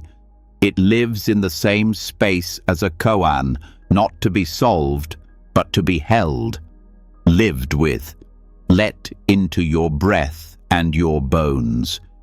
You sit quietly. You ask the question. What is no longer true? You listen. You feel. You don't rush the answer. You don't force a response. The question works slowly, not to fill your mind, but to clear it. It loosens what has hardened. It softens what has been gripped too tightly. And in that softening, truth appears, not as a concept, but as release. Maybe it was once true that you had to please everyone to feel safe. Maybe it was once true that love had to be earned. Maybe it was once true that silence meant rejection. That vulnerability was danger. That strength meant never asking for help. But is it still true? You ask again, not from doubt, but from sincerity. You let the question echo inside the body. You feel where tension rises. You feel what contracts. And in that contact, you begin to see. The story still lives, but the truth has moved on. You are no longer who you were when you first believed it. The story stayed because it went unquestioned, not because it was still real. This practice is not about rejecting the past. It's about letting the present speak louder. Asking what is no longer true invites you to return to this moment without assumption. It challenges the mind's habit of certainty. It brings curiosity into places where defense once lived. It interrupts automatic identification. And in that pause, something softer enters. You realize that change is not always visible. Sometimes it begins with no longer believing a thought that used to run your life, not because you argued with it, but because you finally saw through it. This is how the question works. It doesn't aim to change the mind. It reveals what is already shifting. It invites you to release the weight of old identities, to stop living by rules you no longer agree with. What am I still holding that was never mine? What defense am I still using for a threat that no longer exists? What identity do I keep performing because I forgot I could stop? These questions are not meant to shame. They are acts of kindness, of presence, of gentle honesty. They remind you that belief is not the same as truth. That story is not the same as being. That you are allowed to change the shape of your inner world. This is the heart of spiritual inquiry, not to accumulate more knowledge, but to remove what blocks knowing, to dissolve what no longer fits, to stand in the clear space that opens once the illusion is named. You ask quietly, what is no longer true? And then you listen. Maybe you hear silence. Maybe you feel grief. Maybe you notice a memory rise. Whatever comes, you meet it, without rush, without trying to categorize. You sit with the question like a companion, a lantern that reveals what doesn't need to be held anymore. And sometimes the answer won't come in words. It will come in breath, in ease, in the way your shoulders relax for no reason, in the way you stop rehearsing an old argument, in the way you say no with less fear, in the way you stop needing to explain your worth. This kind of insight doesn't arrive through logic. It arises from clarity, the clarity that only silence can provide, the clarity that emerges when you are willing to let the old version of you fall away. You don't need to rush into what is true. You only need to step away from what no longer is. That is enough. That is how you make room. Koan-like inquiry teaches the mind to soften its grip on answers. You stop solving and start seeing.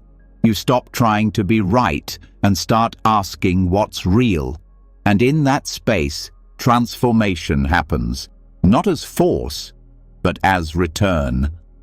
You return to a self that is no longer trapped in stories, a self that doesn't need to justify or defend, a self that is curious, not controlling, a self that grows, not by collecting, but by shedding.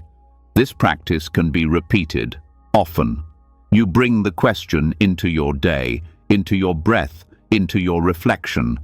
And with each asking, you notice a little more space, a little more quiet, a little more honesty. It doesn't require hours of meditation. It requires presence, willingness, the courage to pause and look at what's been living unquestioned. You begin to notice patterns dissolve. Old narratives stop driving your reactions. You don't believe every story your mind offers. You don't fear the unknown in the same way, because you've seen that the known was often just a habit. Let this question live with you. Let it whisper when tension rises. Let it speak when fear returns. Let it guide you back to now. Not to find the right answer, but to remember who you are when you stop believing what is no longer true.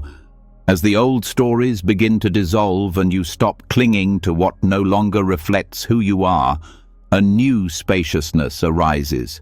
Not empty, not vague, just honest.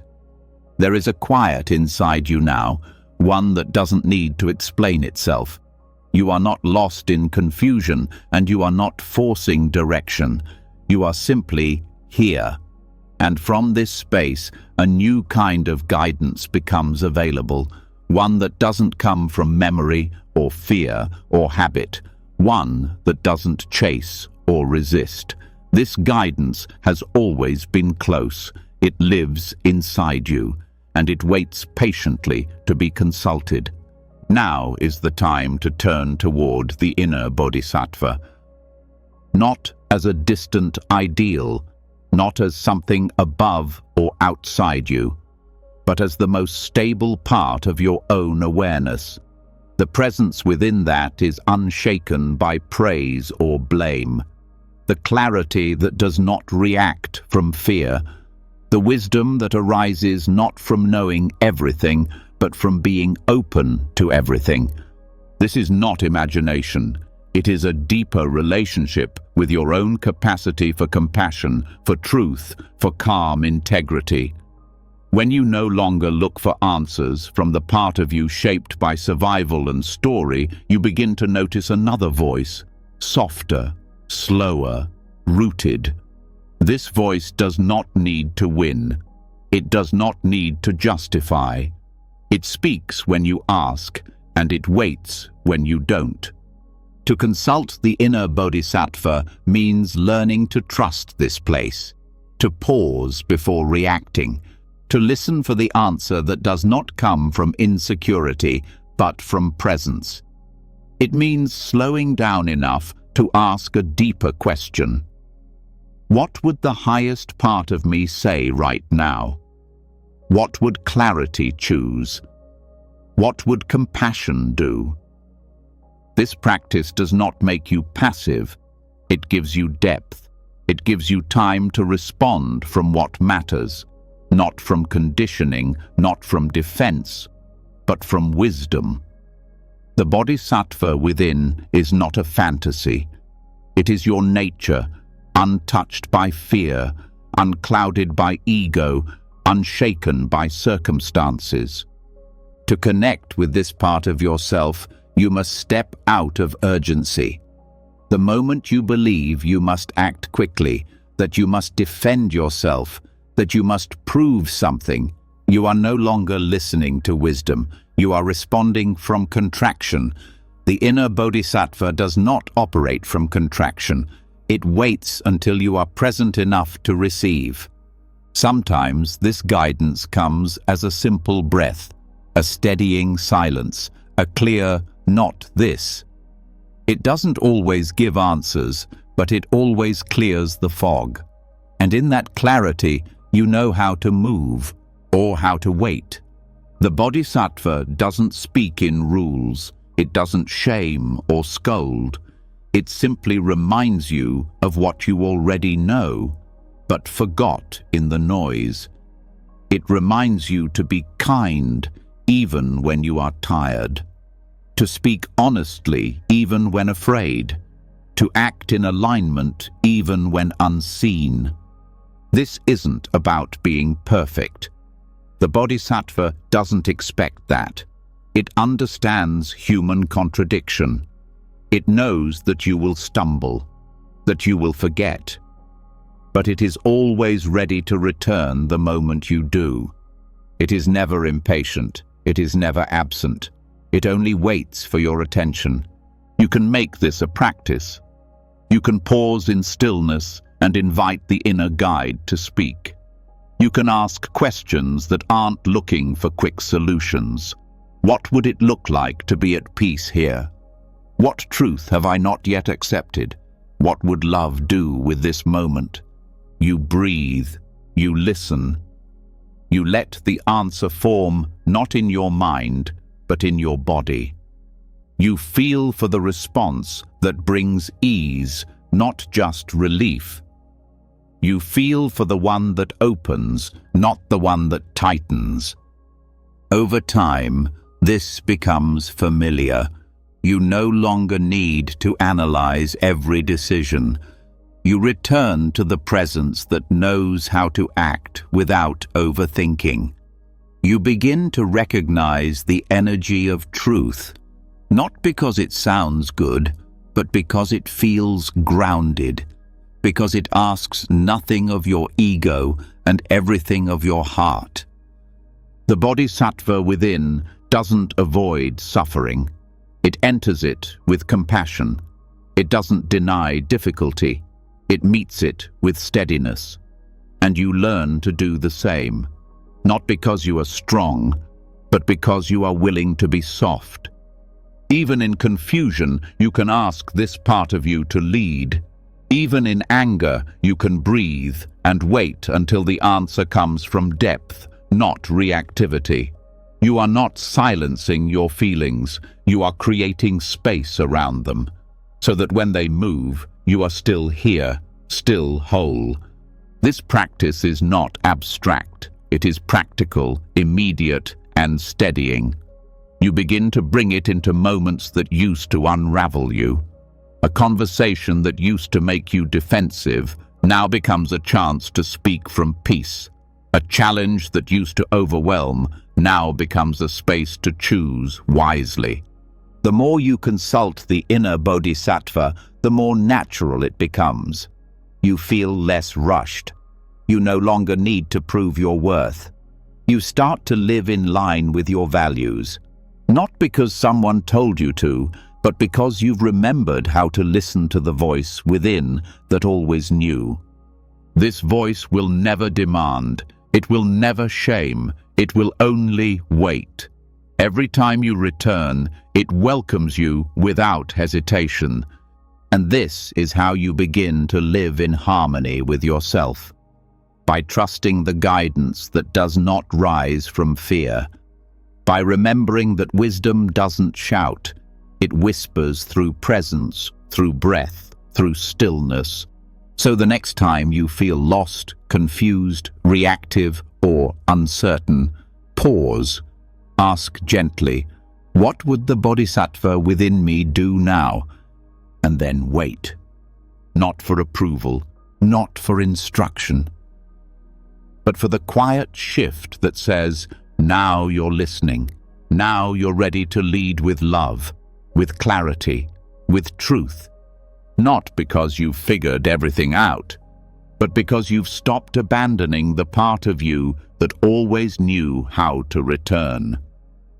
After listening to the quiet strength of your inner bodhisattva, something deep begins to settle. You are no longer reacting from urgency or doubt. You are no longer trying to solve yourself. The mind doesn't need answers when it feels safe. The heart doesn't grasp when it remembers wholeness. In this space, there is nothing to reach for, nothing to fix. The only thing left is to let go, not out of defeat, but out of wisdom. Not because everything is resolved, but because it doesn't need to be. This is where the final release becomes possible. This is the Dharma of surrender. True surrender is not collapse. It's not turning away. It's the exact opposite. It is full contact with reality without resistance. It is meeting the present moment without needing it to be different.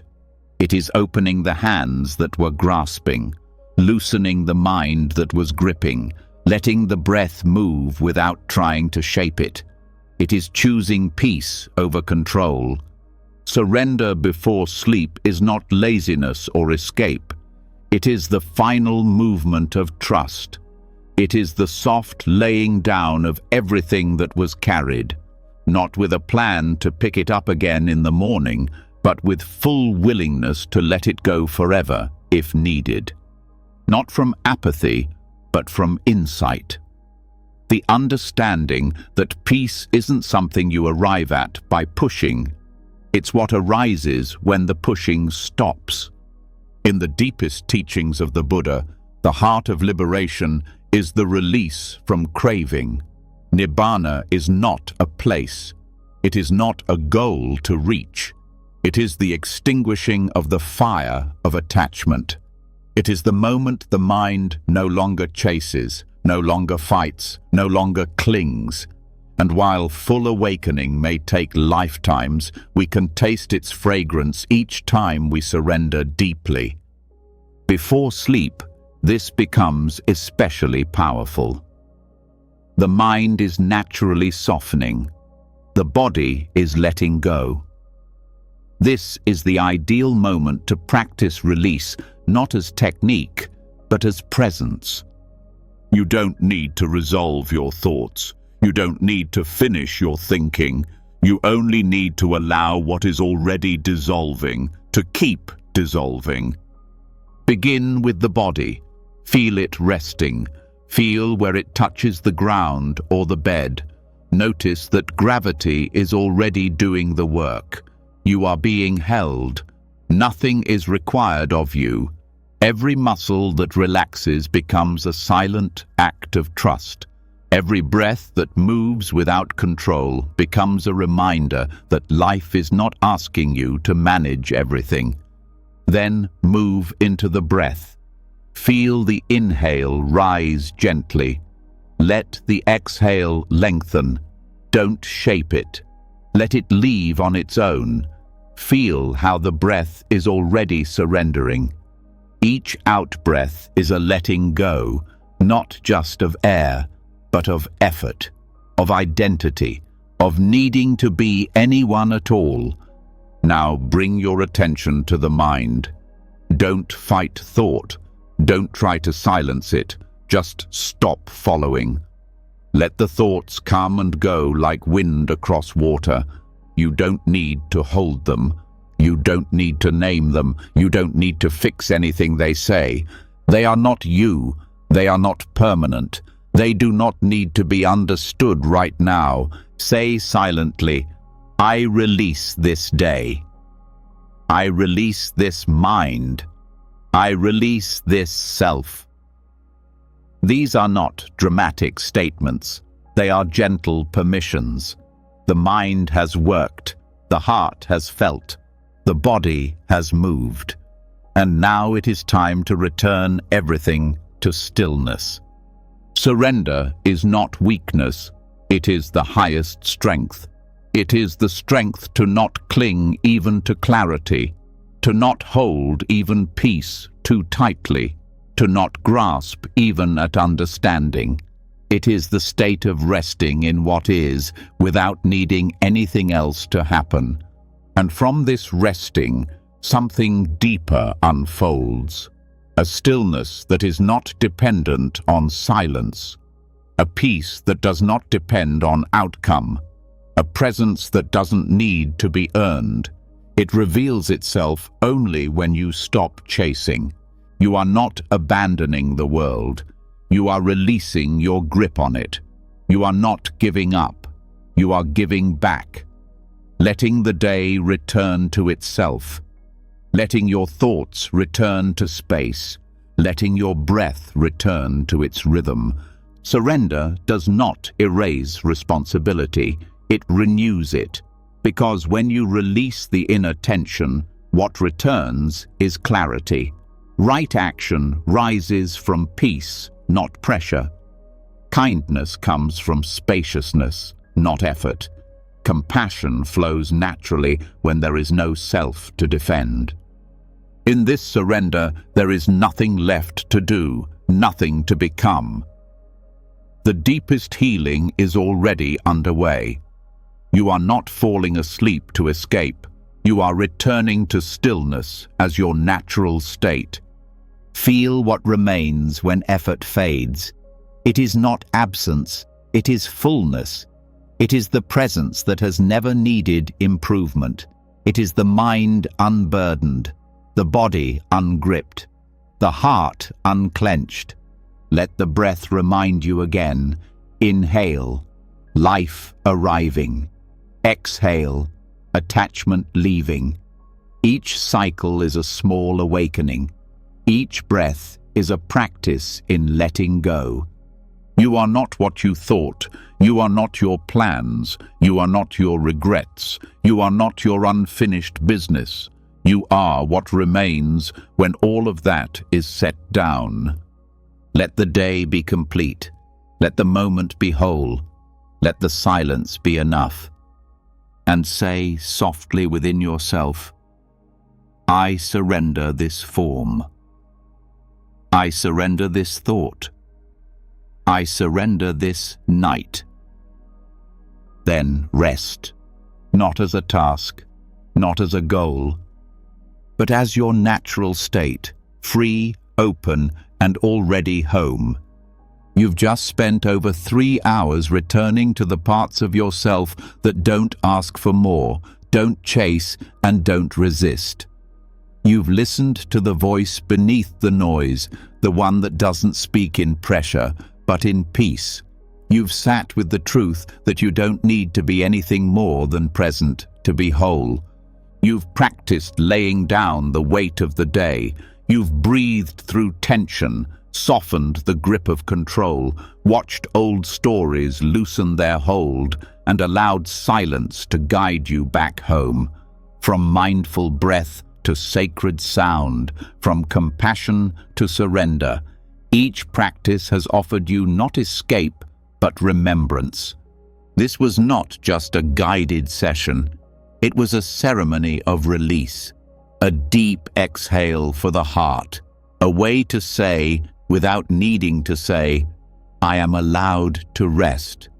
So now, as your body settles and your mind softens, ask yourself one gentle question. What can I finally let go of tonight? If this journey brought you calm, clarity, or even just a moment of ease, let us know. Leave a comment below and share which practice resonated with you the most.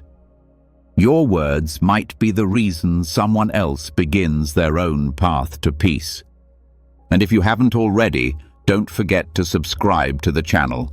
There's more waiting for you, more moments of stillness, more deep reflection, and more reminders that you are never far from peace. Hit that bell so you don't miss what's coming next. Now, breathe deeply. Let go fully. Rest completely. Good night, and may peace stay with you long after the screen fades to black.